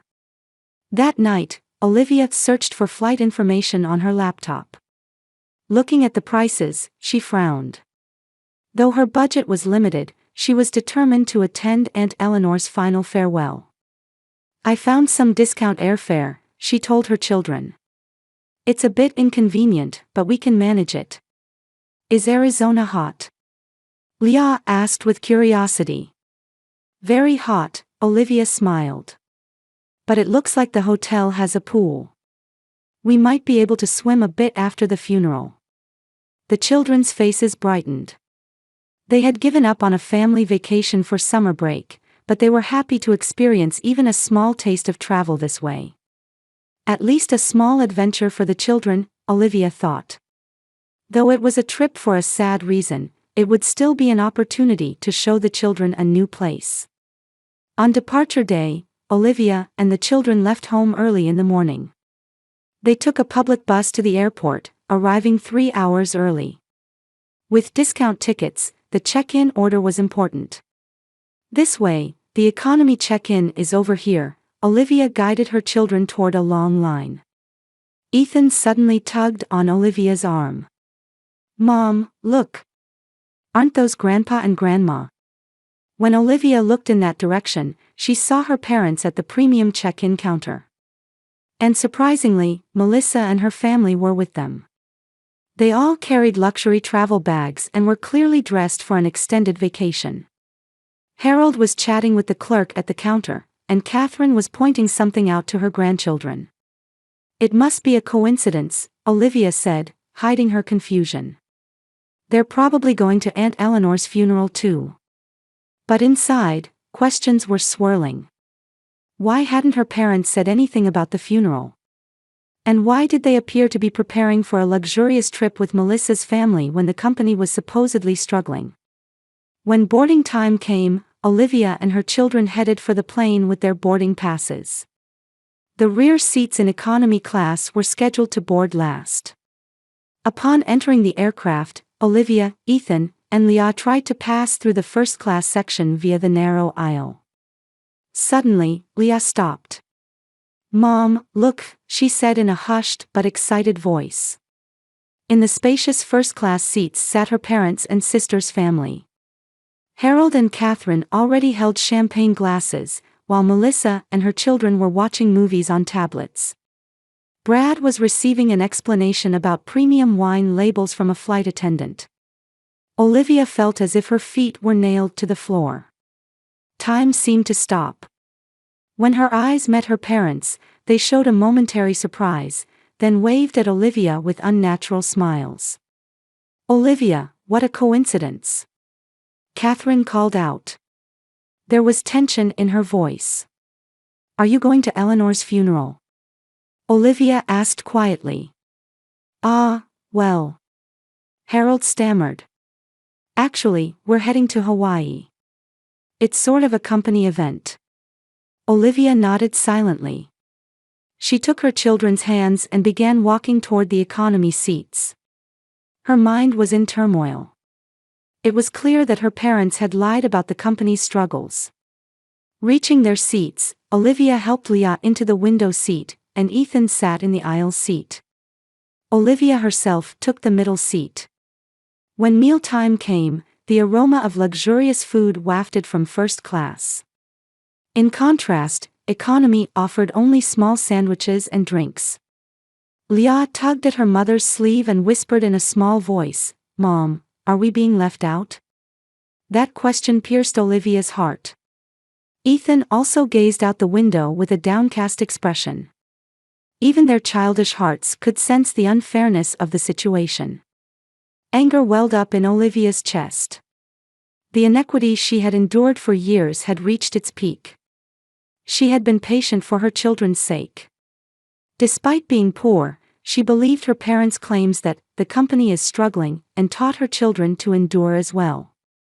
But the reality was that her parents and sister's family were enjoying a luxurious vacation. "No, you're not being left out," Olivia answered quietly but with strong determination.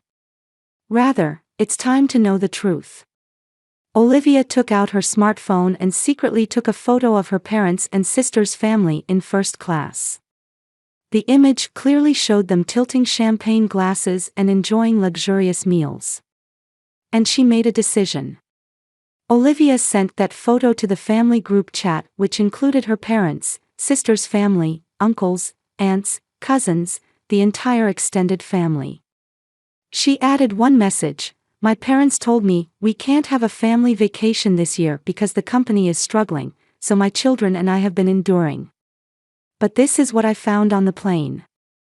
Enjoy your family trip to Hawaii." The moment she pressed send, Olivia's heart was pounding. She could see a commotion in first class. From the moment the photo was posted to the family group chat, Olivia's smartphone wouldn't stop buzzing. Notification sounds rang one after another, and she switched to airplane mode. But before that, she saw messages of surprise and anger flowing in from Uncle Jim, Aunt Martha, cousins Sarah and Jason, and other relatives. Olivia returned her smartphone to her bag and gazed out the window. Her heart was filled with complex emotions. There was anger and sadness, and also a strange sense of liberation. For years, she had remained silent for the sake of family peace. But now, the truth was out. There was no need to hide anymore. "Mom, are you okay?" Ethan asked with concern. Olivia smiled at her son. "I'm fine. Sometimes, you have to speak the truth." Leah squeezed her mother's hand. "Are Grandpa and Grandma angry?"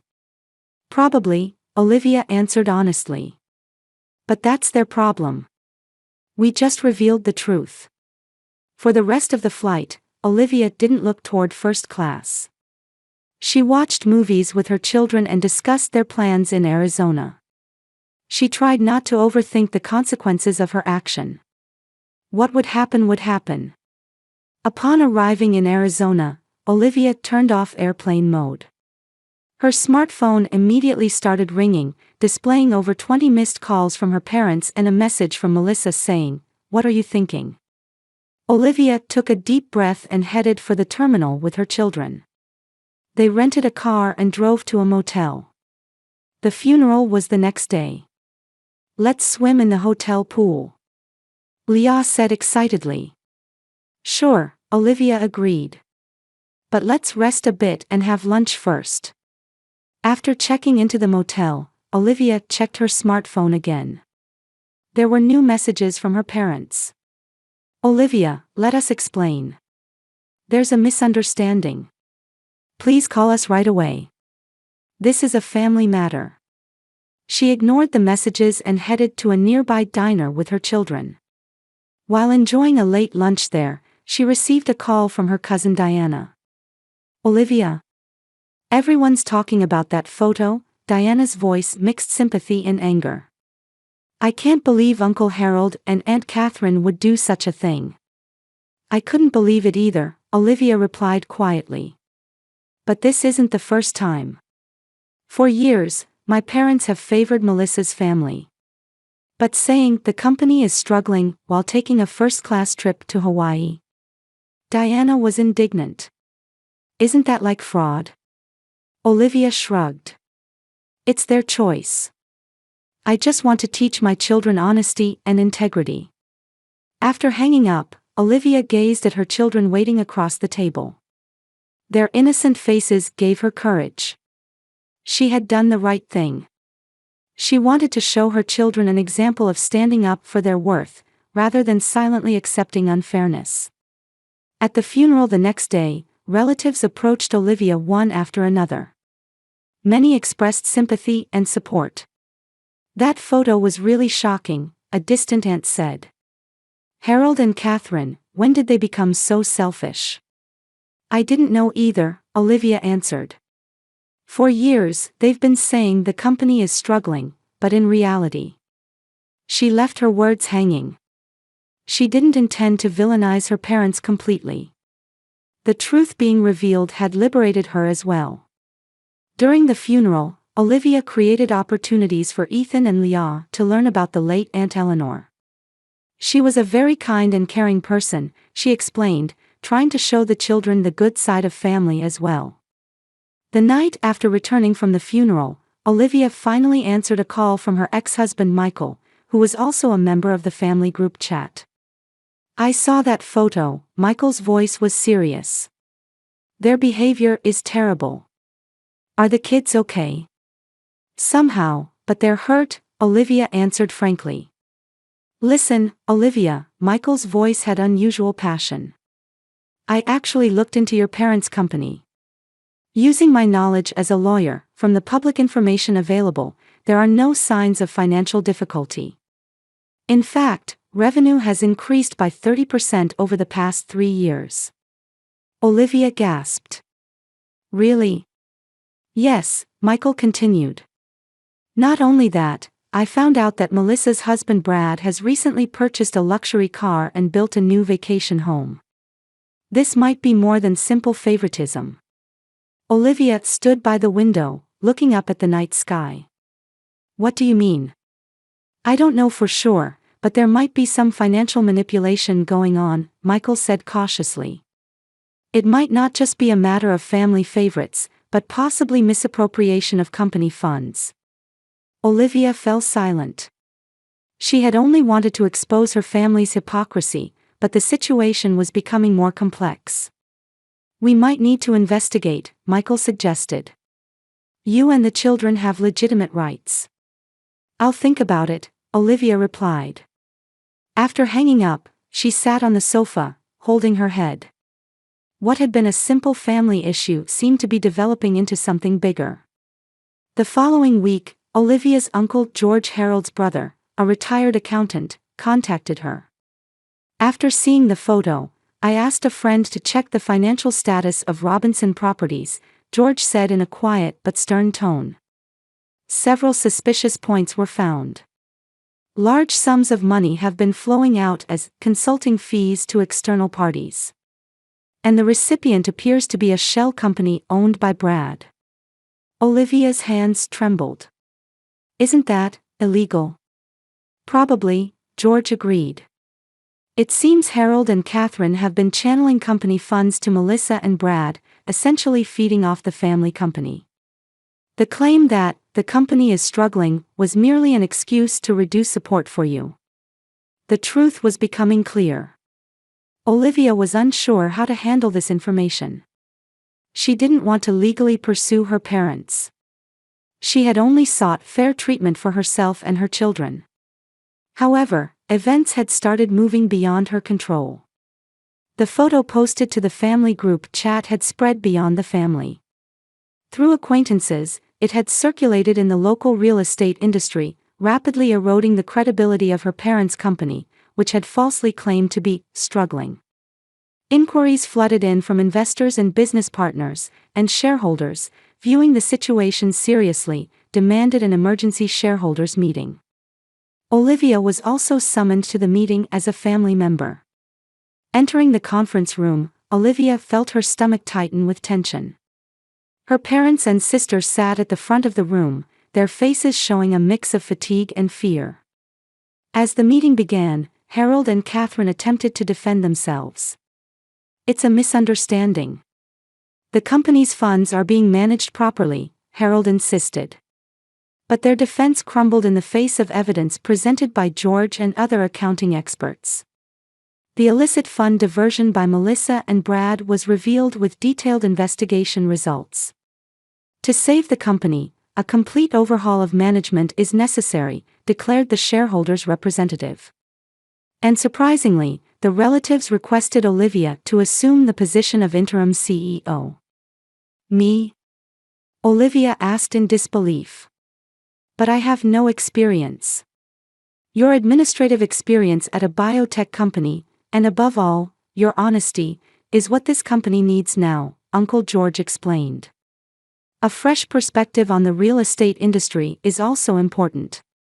The conference room fell silent. Her parents and sister sat with shocked expressions. Olivia thought deeply. This wasn't simply revenge, but an opportunity to responsibly guide the company in the right direction. It was also a chance to show her children the importance of honesty and responsibility. I accept, she finally answered. But I have conditions. My goal is to save the company and protect the interests of all shareholders and employees. I do not intend to act out of personal grudges. A sigh of relief escaped from the conference room. Olivia looked at her parents across the table. Their eyes showed regret. She spoke firmly, but without hatred. It's time for all of us to do the right thing. 3 months had passed since Olivia became interim CEO. Her daily life had completely changed. During the day, she was busy managing the company. In the evening, she cherished time with her children, and at night, she pored over books and materials to learn about management. The atmosphere at Robinson Properties' office was different from before. Olivia had introduced a management policy emphasizing transparency and fairness, and employees were gradually responding to her sincere leadership. What's the outlook for the next quarter? Olivia asked the finance manager at the monthly staff meeting. Better than expected, reported Jennifer, the finance manager. With the normalization of unclear accounting procedures, investor confidence is also beginning to recover. Olivia nodded with satisfaction. However, there was still a heavy issue weighing on her heart. While organizing the company's finances, there had been another shocking discovery. For years, her parents had hidden profits that should have been distributed to Olivia in secret accounts. This isn't just favoritism, it's planned fraud, said her ex-husband Michael. He was supporting the company as a legal advisor. Olivia, you have the right to pursue this legally. Looking out the office window, Olivia thought deeply.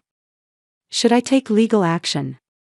That's your decision, Michael answered carefully. But please think about the children. For them, this isn't just a legal issue, but a matter of their relationship with their grandparents. Olivia nodded. She wanted to prioritize rebuilding the company and healing the family over legal measures. One Saturday morning, as Olivia was making pancakes with Ethan and Leah, Ethan asked a question. Mom, how's the company doing? Olivia answered with a smile. It's going well. Getting better little by little. Mom, you've gained more confidence, Ethan observed sharply. Olivia was surprised, but it was true. She had begun to believe in herself more than before. Being placed in a position of responsibility had led her to discover her own abilities. But can we never see Grandpa and Grandma again? Leah asked worriedly. At her question, Olivia momentarily faltered. Her relationship with her parents remained complicated. They had been removed from management and their involvement with the company was now limited. They did something wrong, Olivia answered honestly. But perhaps one day we'll reconcile. Though that will take time. One day, about 6 months after Olivia's appointment, Melissa suddenly visited the office. Her former haughty attitude was gone, and she looked tired. I want to talk, she said. Olivia told her secretary, I'll be unavailable for about 30 minutes, and invited Melissa into her office. What is it? Olivia asked calmly. Melissa sat in a chair and covered her face with her hands. Everything is falling apart, she choked out. Brad has squandered all the misappropriated funds on gambling and speculation. Now we're on the verge of bankruptcy. She continued, we can't even pay for the children's school, and our mortgage payments are in arrears. Brad drowns himself in alcohol every night. I need your help, Melissa pleaded tearfully. Olivia observed her sister from across the desk. The sister who had once been the object of her envy and jealousy was now seeking her sympathy. Life is ironic, Olivia thought. Melissa, Olivia said in a calm voice, as the company's CEO, I won't make judgments based on personal feelings. If you and Brad agree to return all the funds stolen from the company and accept legal responsibility, I'll consider what support the company can provide within its means. Melissa looked up in surprise. We can't make restitution. The money is gone. Are you willing to sell assets to repay it? Olivia asked sternly. Melissa silently looked down. I want you to understand, Melissa, Olivia continued, this isn't just a family matter, but a legal issue. I have a responsibility to the shareholders. Even if I personally want to help, I can't arbitrarily use company assets. But I'm your sister. Melissa cried out. Yes, you are my sister, Olivia answered slowly. That's why I want you to do the right thing. When we were children, our parents taught us about honesty and responsibility. But as adults, it seems those teachings were forgotten. Tears flowed from Melissa's eyes. What should I do? First, legally disclose everything, Olivia said. Then, establish a repayment plan to the extent possible. After that, I'll consider what support the company can provide. Before leaving the office, Melissa turned back. You've changed, Olivia. No, Olivia smiled. I've always been the same. I've just recognized my own worth. 1 year later, Robinson Properties had been remarkably rebuilt under Olivia. Her vision of integrity and accessibility was highly regarded in the market. The affordable housing development project for the middle class was a great success, enhancing the company's reputation. Her relationship with her ex-husband Michael had also been repaired, and he worked as the company's legal counsel while once again spending intimate time with Olivia and the children. Though they hadn't remarried, their mutual respect and understanding had deepened. And then summer vacation came. Olivia planned a vacation with Ethan and Leah to a luxury resort owned by the company. This wasn't a reward but a legitimate company strategic meeting combined with a family vacation. It was a decision made openly, with approval. The day before departure, she posted to the group chat. Tomorrow, I'll be heading to a strategy retreat with Robinson Properties management team and families. The children will be joining us. Wishing everyone a wonderful summer vacation. The attached photo showed smiling Olivia, her children, and Michael. Their expressions were filled with pride and joy. 3 years later, Robinson Properties had established itself as the region's premier real estate company. Olivia had been formally appointed as CEO, and she had remarried Michael. The two had recognized each other's strengths and rebuilt their partnership anew.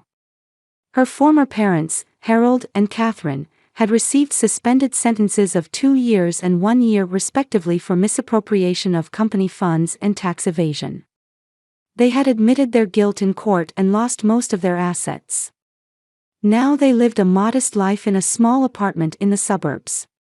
Are Grandpa and Grandma not angry anymore? Leah asked her mother one day. She was now 12 years old and had grown into a sensitive young girl.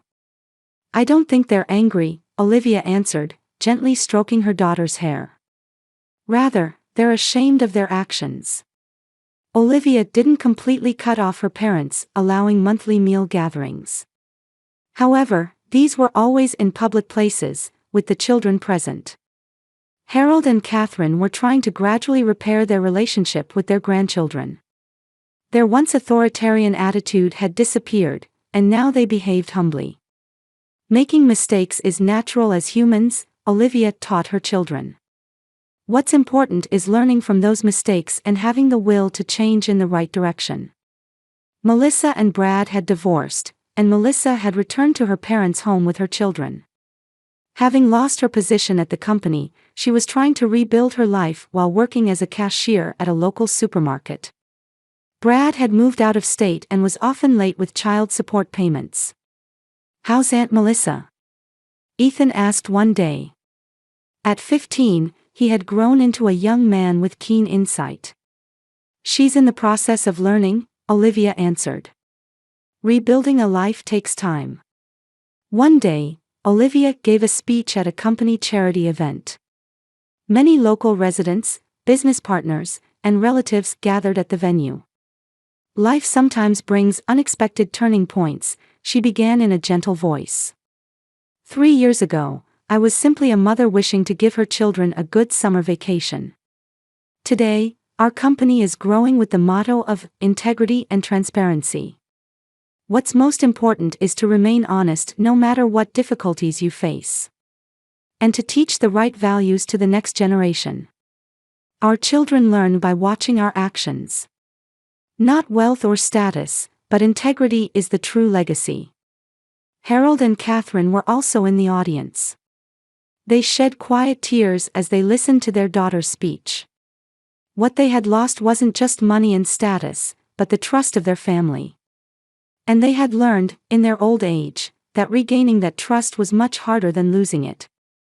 Melissa was also standing in a corner of the venue. Her former arrogance gone, she watched her sister's success with a tired expression. She was still in the middle of a long road of atonement, but at least she had begun teaching her children the importance of living honestly. A single photo changed the family's fate. Sometimes, Olivia thinks about her decision that day. It was a bitter choice, but she's convinced it was the right one for her and her children, and ironically, for her parents themselves. Truth sometimes comes with pain, Olivia thought to herself. But it's a necessary pain for growth. The scene she saw from the airplane window changed her life. But now, the view she sees from her window is a new horizon built with honesty and courage.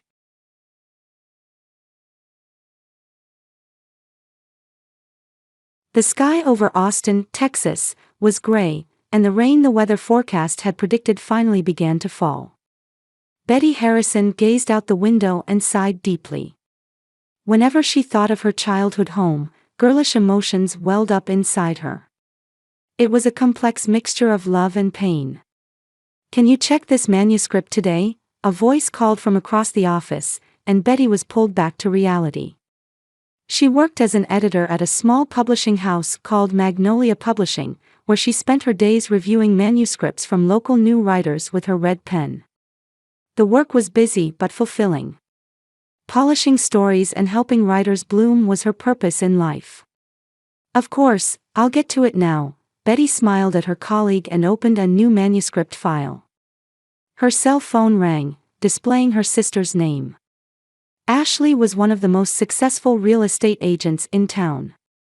Betty hesitated for a moment, wondering if she should answer. Conversations with Ashley always drained her energy. But family was family.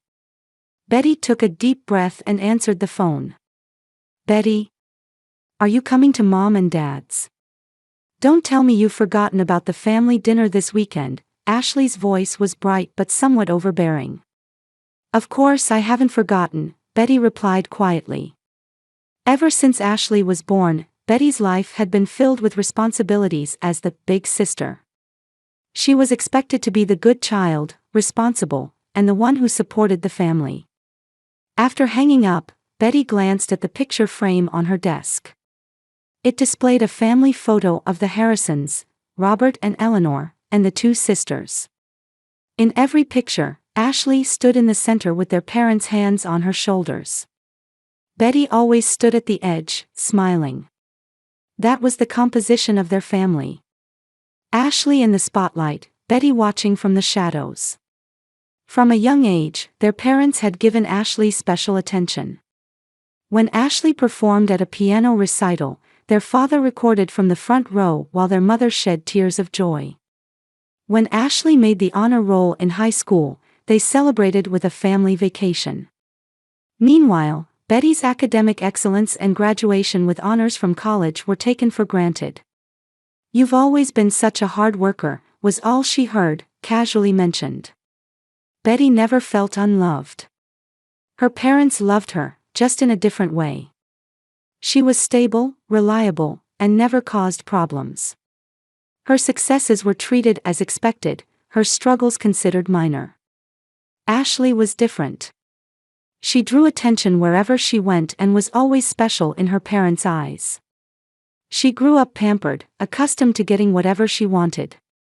As a result, she became selfish and sometimes brutally frank. "She's just passionate," their mother would often say. There was always an excuse when Ashley started arguments or had emotional outbursts. Betty gazed again at the rain outside. She had rarely voiced complaints about her family. It wasn't in her nature. Betty was always the peacekeeper, the one who avoided conflict. Still, deep down, she was hurt by the unfairness. Carrying the pain of not being understood, she silently endured and continued to love her family. Thunder rumbled, and the office lights flickered momentarily.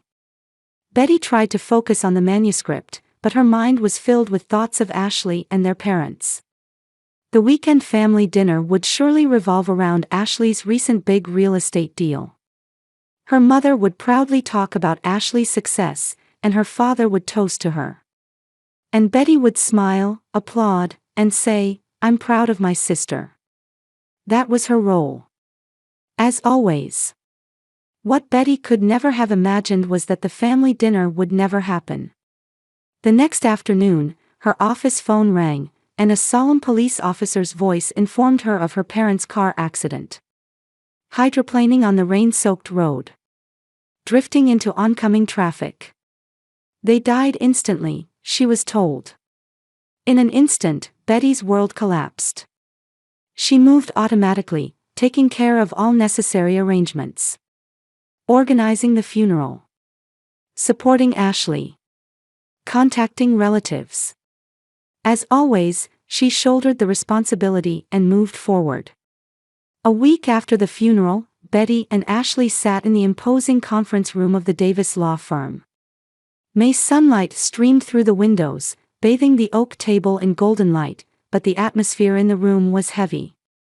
Betty, nervously adjusting the sleeve of her black dress, stared at attorney James Davis. He was a longtime friend of their father Robert and the executor of the family will. Ashley sat cross-legged in the chair beside her, occasionally glancing at her watch. Since immediately after the funeral, all she had talked about was moving on. "Now, I will read the will of Robert and Eleanor Harrison."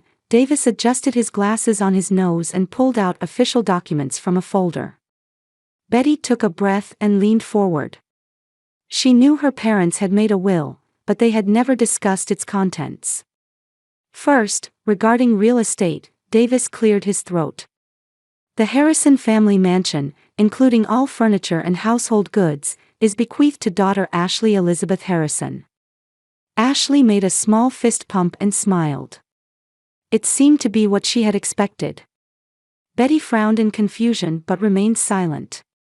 Next, the 2022 Mercedes-Benz in Robert Harrison's name and the 2023 BMW in Eleanor Harrison's name are bequeathed to Ashley Elizabeth Harrison. Ashley nodded with satisfaction. Betty clasped her hands on her knees, gripping so tightly that her knuckles turned white. As for the Harrison couple's precious metal collection, artwork, and bank account assets. Davis hesitated momentarily. These are all also bequeathed to Ashley Elizabeth Harrison. Silence fell over the conference room. Betty felt lightheaded. Everything. Was nothing left for her? Was this the final message from her parents? Was she truly that worthless to her family? Davis looked at her with sympathy. To Betty and Harrison is bequeathed the Harrison family land plot C7, commonly known as the Old Barn, and the surrounding half-acre of land. Betty blinked. The Old Barn. Was that the warehouse at the edge of her parents' vast property that hadn't been used for years? There's a personal note from Robert about this. Davis took out another piece of paper. To Betty. This barn holds special meaning for you. I believe it is exactly what suits you. An unpleasant laugh echoed in the conference room. It was Ashley. She brushed back her hair and looked down at Betty with a malicious smile. This trash is perfect for you, Ashley said laughingly. Always plain and unremarkable. It suits you perfectly. Betty felt a pain in her chest. Her sister's words stabbed at her heart. Why had her parents done this? Why had they excluded her in such a way? Davis looked displeased. Ashley, that's inappropriate. But Ashley continued, what special meaning? That place is just a warehouse full of decaying junk. It has no value. Betty quietly stood up and took the barn keys from Davis. She made a desperate effort not to show her emotions. Thank you, Mr. Davis. I respect my parents' wishes. Leaving the conference room, Betty encountered several relatives in the hallway. Their expressions showed sympathy. Everyone seemed to know the contents of the will. Aunt Mary gently squeezed her arm and whispered, "It's all right, dear." When she reached the parking lot, Betty finally released her emotions. Closing the car door and resting her forehead on the steering wheel, hot tears flowed. With trembling hands, she took the barn key from her handbag and stared at it. The old brass key felt cold and heavy. A few days later, Betty decided to visit the barn. Located on the edge of her parents' vast property, it was a place she had rarely approached since childhood. The wooden exterior walls were faded from the elements, and parts of the roof needed repair. When she turned the key, the heavy door creaked open. Inside was dusty, and the air smelled of old wood and metal. Light streaming through the windows cast various shadows on the floor. What a place! Betty murmured. The barn was filled with old farm equipment, unused furniture, and cardboard boxes. Her shoulders slumped. Was Ashley right after all? Was this truly just a worthless pile of junk? But her father's words echoed in her mind. Something with special meaning for you. She looked around. There must be something here, something meant for her. Betty rolled up her sleeves and began sorting through the old items one by one. She moved boxes, removed sheets, and cleared shelves. After several hours of work, she noticed something strange in the center of the floor. Wiping away the dust, she uncovered a metal plate embedded in the floor. It was about 1 meter square and clearly different from the regular floorboards. Betty knelt and traced the edge of the metal plate with her fingers. There was a slight gap, and a small metal ring was attached in one spot, like a handle. Driven by curiosity, she pulled the ring. At first, it didn't move, but with a little force, the metal plate slowly lifted. Betty gasped.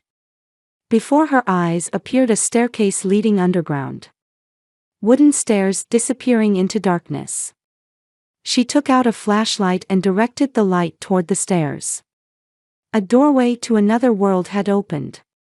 Betty took the first step with trembling legs. As she descended the stairs, her heartbeat quickened. After descending about a dozen steps, she reached a surprisingly spacious underground room. She flipped a switch attached to the wall, and the entire room was brightly illuminated.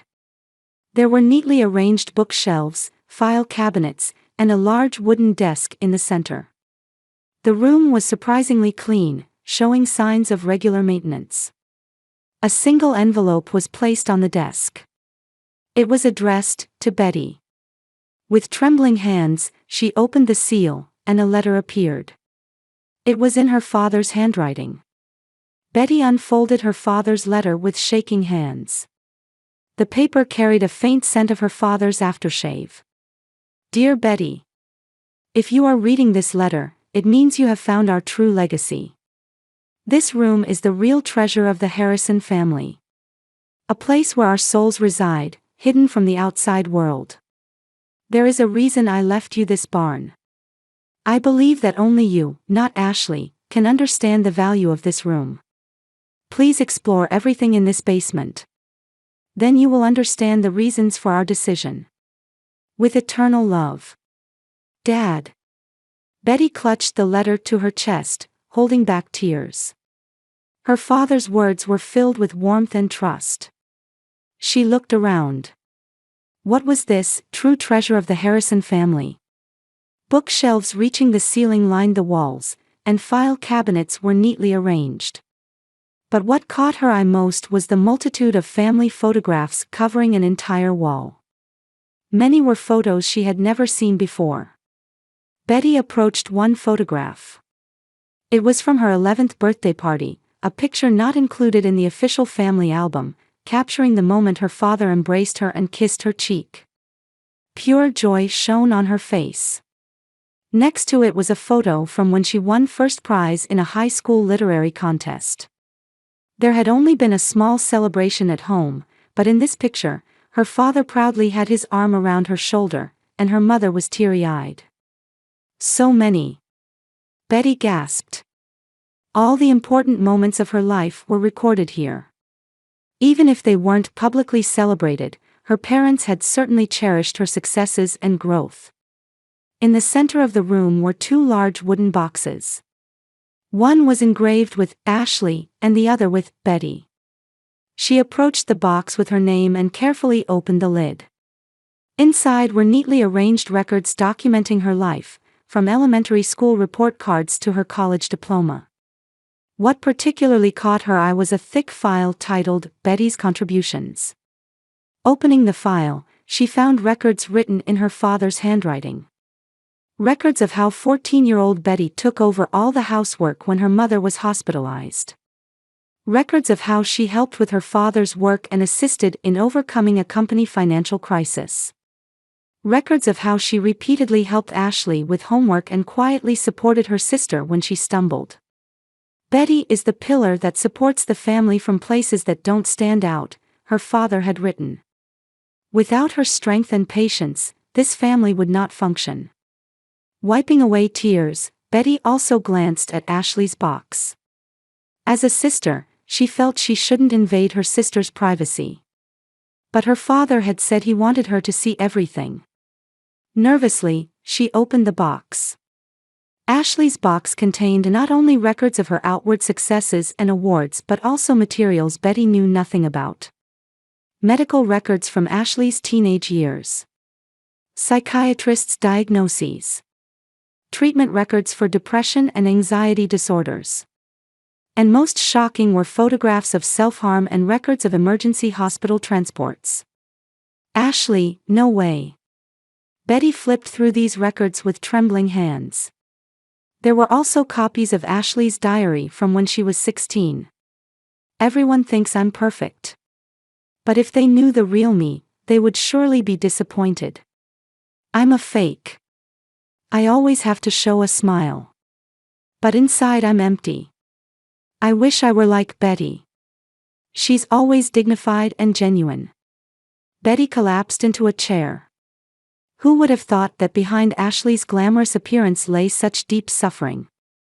Their parents had always given Ashley special treatment to protect her fragile mental state and continuously supported her self-esteem. On the opposite side of the room were more file cabinets. Betty opened them one by one and checked their contents. Dozens of her father's diaries were stored there. She picked up the most recent one and opened it to the last page. Today, I made the final changes to the will. I decided to leave all material things to Ashley and the barn to Betty. It will seem unfair to the world. Betty herself will surely be hurt. But I believe this decision is right. Ashley has always sought validation from the outside and material proof. Her emotional wounds are deep, and she continues to seek self-worth externally. This is partly our responsibility. To protect her fragility, we have excessively praised her and filled her with material things. Betty is different. She has strength that shines from within. She is a person who seeks truth and meaning rather than material value. That's why I want to entrust her with our true legacy. The memories and truths packed into this room. The family's history and wisdom. And above all, our hearts. She may be hurt, but she will surely find this place and understand everything. And she has the power to heal the emptiness Ashley will feel after being materially fulfilled. The sisters need each other. This is my last wish. That they find a true bond. Betty closed the diary and exhaled deeply. Everything was starting to connect. The true reasons behind her parents' actions. The special treatment of Ashley. And the expectations placed on her. As she continued exploring, she also found her mother's journal. It documented deep love for the children and concern for Ashley's condition. Her mother had stayed up countless nights praying for Ashley and taken her to specialists. "Betty is our strength," her mother had written. "She always prioritizes others over herself. Sometimes I feel guilty towards her. I think we should pay more attention to her. But she always smiles and says, 'It's okay, Mom.' While being saved by her strength, my heart aches that we take it for granted." In the corner of the room was another desk with a large binder labeled Harrison Project. Betty opened it and discovered records of charitable activities her parents had secretly been pursuing. Scholarships for local children, homeless support, and especially moving was a secret support program for young people with mental health issues. Attached was a note that read, "So they don't end up like Ashley." Her parents had learned from Ashley's experience and were trying to help young people with similar struggles. Betty sat down in a chair and looked around the room. Here was recorded not the outward appearance of the Harrison family, but its true face. Not a perfect family, but the story of imperfect humans, each with their own wounds and strengths, trying to support each other. "Dad, Mom," Betty murmured. "Thank you. I understand now." This barn and basement were indeed a treasure beyond material value. A priceless asset of truth and family memories that money couldn't buy. Betty began to understand that she had been chosen as the true heir. But shouldn't Ashley also know this truth? Did she know about the existence of this place? Should she tell her sister about their parents' true feelings? Betty stood up and looked around the room once more before turning off the lights. This discovery had changed her life. And it would change her relationship with Ashley as well. A week passed. Betty had mulled over the truth she found in the basement many times in her mind. She had barely been in contact with Ashley since the funeral. Brief messages from her sister were practical, with no emotional exchange. On a rainy Saturday, as Betty was checking work emails while drinking coffee at home, the doorbell rang unexpectedly. Opening the door, there stood Ashley, dressed in perfect makeup and an expensive designer coat, with her usual confident appearance. But there was something different in her eyes. Fatigue, or perhaps anxiety. "May I come in?" Ashley asked. Betty silently moved aside and invited her sister in. "What do you need?" Betty asked calmly. The words, "This trash is perfect for you," from that day still lingered in her heart. Ashley sat on the sofa and took out documents from her luxury handbag. "About that barn, I had a real estate company appraise it. The land itself has some value. If you sell it, you could get some money." "I'm not planning to sell it," Betty answered immediately. Ashley raised an eyebrow. "But it has value. What are you going to use that decaying barn for?" Betty quietly replied, "I already know its value." "What are you talking about?" Ashley tilted her head. "What value could that pile of junk have?" At that moment, Betty made up her mind. She picked up the barn key from the table and showed it to Ashley. "There's something I want to show you. Want to go together?" Ashley was clearly confused, but curiosity seemed to win out. "What is it?" "Don't tell me there's treasure buried in that barn," she said half-jokingly. "In a way, yes," Betty smiled quietly. They drove to the barn in separate cars. Upon arrival, Ashley made no effort to hide her disgust as she looked at the building. "Is there really something here?" Betty silently entered the barn and lifted the metal plate to reveal the stairs leading underground. A look of surprise crossed Ashley's face. "What's this? I didn't know about this." "I didn't know until a week ago either," Betty replied and began descending the stairs. Ashley followed. When the lights came on in the basement, Ashley gasped. "This is..." She was at a loss for words, staring at the wall of family photographs. It's the Harrison family record room. The true legacy left by Mom and Dad, Betty explained. The truth about our family is stored here. Ashley walked around the room, looking at the photos and bookshelves. Then she noticed the box with her name carved on it. What's this? See for yourself, Betty said quietly. Ashley opened the box, and the moment she saw its contents, her expression changed. Her past treatment records, diaries, and evidence of self-harm were neatly stored there. What is this? Her voice trembled. This is an invasion of privacy. How could such things? Mom and Dad knew, Betty said gently. All your suffering. My secrets, like this. Ashley cried out with a mixture of anger and shame.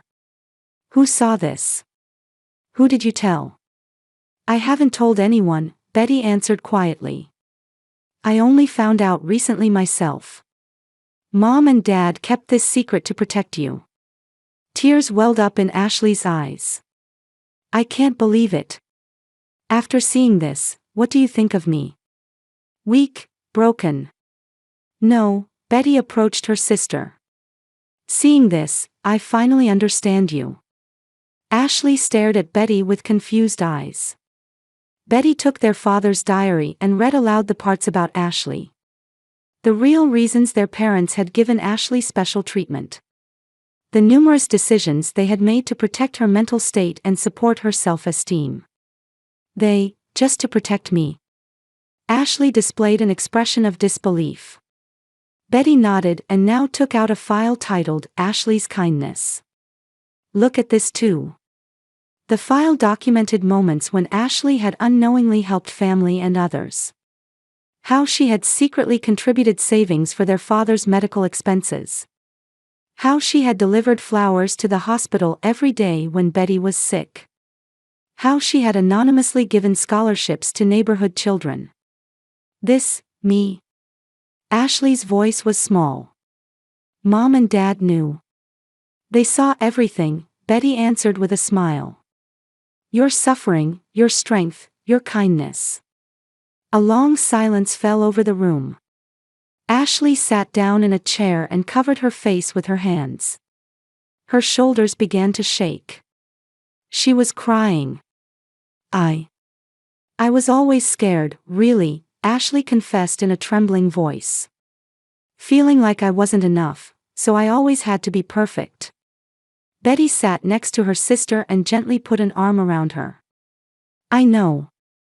Now. My bad attitude, my mean words. I'm sorry for hurting you, Ashley looked up with red eyes at Betty. You were always strong, never shaken by anything. I was jealous. I was just pretending to be strong, Betty answered honestly. I was hurt that you always got the attention while I was hidden in the shadows. But now I understand. We were just suffering in different ways. Ashley picked up the siblings' special folder, and they began to go through it together. It documented the intersections of their lives, moments when they supported each other, and their parents' deep love. They were wonderful parents, weren't they? Ashley murmured. In ways we never knew, they did so much. They weren't perfect parents, Betty said quietly. But they did their best. The two spent hours in that basement, reading records, sharing memories, sometimes laughing, sometimes crying. Hearts that had been closed for a long time gradually opened. What now? Ashley finally asked. This place, these records. Betty smiled. This is our true inheritance. Let's protect it together. Ashley took Betty's hand and squeezed it firmly. Together, she agreed. I'm sorry I said we should sell this barn. It's a special place. The sisters climbed the stairs and returned to the outside light. The sky was clear, and the sun bathed the old wooden barn in golden light. They stood side by side, feeling the beginning of a new understanding and reconciliation in the silence. A year later, the barn had been completely transformed. The weather-beaten old exterior walls had been repainted, the roof repaired, and large windows added. A warm wooden sign that read, "Harrison Books and Cafe," hung at the entrance. "We've got more customers again today," Ashley called from behind the counter. Her hair was pulled back in a ponytail, and she wore a simple apron. The flashy jewelry and expensive brand-name outfits from before had disappeared. Betty paused from organizing the bookshelves and responded with a smile. "The local writers' circle is coming today, so we need to prepare." This small publishing cafe they had opened had become a popular spot in the community. Ashley used her real estate knowledge to manage the place and handle the business side, while Betty used her editing experience to support local writers. A small publishing space was also set up in one corner of the cafe, becoming a base for writers dreaming of self-publishing. The basement was preserved as the Harrison Family Record Room, a special place just for the two of them. Sometimes, after work, they would go down to the basement, drink wine while reading their parents' records, and share memories. "How was therapy today?" Betty asked while making coffee. Ashley smiled a bit shyly. "It was good. Dr. Reed praised my progress." A few months after their reconciliation, Ashley had started psychotherapy. She faced her inner self and gradually released her attachment to appearances and materialism. Even more surprisingly, she had begun to publicly share her past issues and was now speaking at mental health awareness events at local high schools. "Will you look at the draft for next week's speech?" Ashley asked while opening her laptop. "I'm still a bit anxious." "Of course," Betty answered kindly. "But your words are strong enough. Have confidence now." Sunlight streaming through the cafe windows warmly illuminated them both. Photos of their parents decorated the wall, and next to them hung new pictures of the sisters. Betty and Ashley, smiling with their shoulders touching. Their expressions showed a natural warmth that hadn't been seen before. "I sometimes think," Ashley said, holding her coffee cup with both hands, "what would have happened to us if Mom and Dad had divided the inheritance normally? We probably wouldn't have the relationship we have now," Betty answered frankly. "I would still be silently enduring, and you would still be measuring your worth by possessions." Ashley nodded. "They were thinking of us until the very end, weren't they?" "Yes. Their true legacy wasn't this building or money," Betty said. "It was the heart that values family bonds and truth." The cafe door opened, and the first customer entered. The sisters stood up with smiles and exchanged glances. Peace and understanding that would have been unimaginable a year ago now dwelled in their eyes. "Well, shall we begin?" Betty said. Ashley nodded and replied, "Yes, together." The old barn now serves as the stage for a new story. Like a lighthouse guarding lost family memories while illuminating a new path toward the future.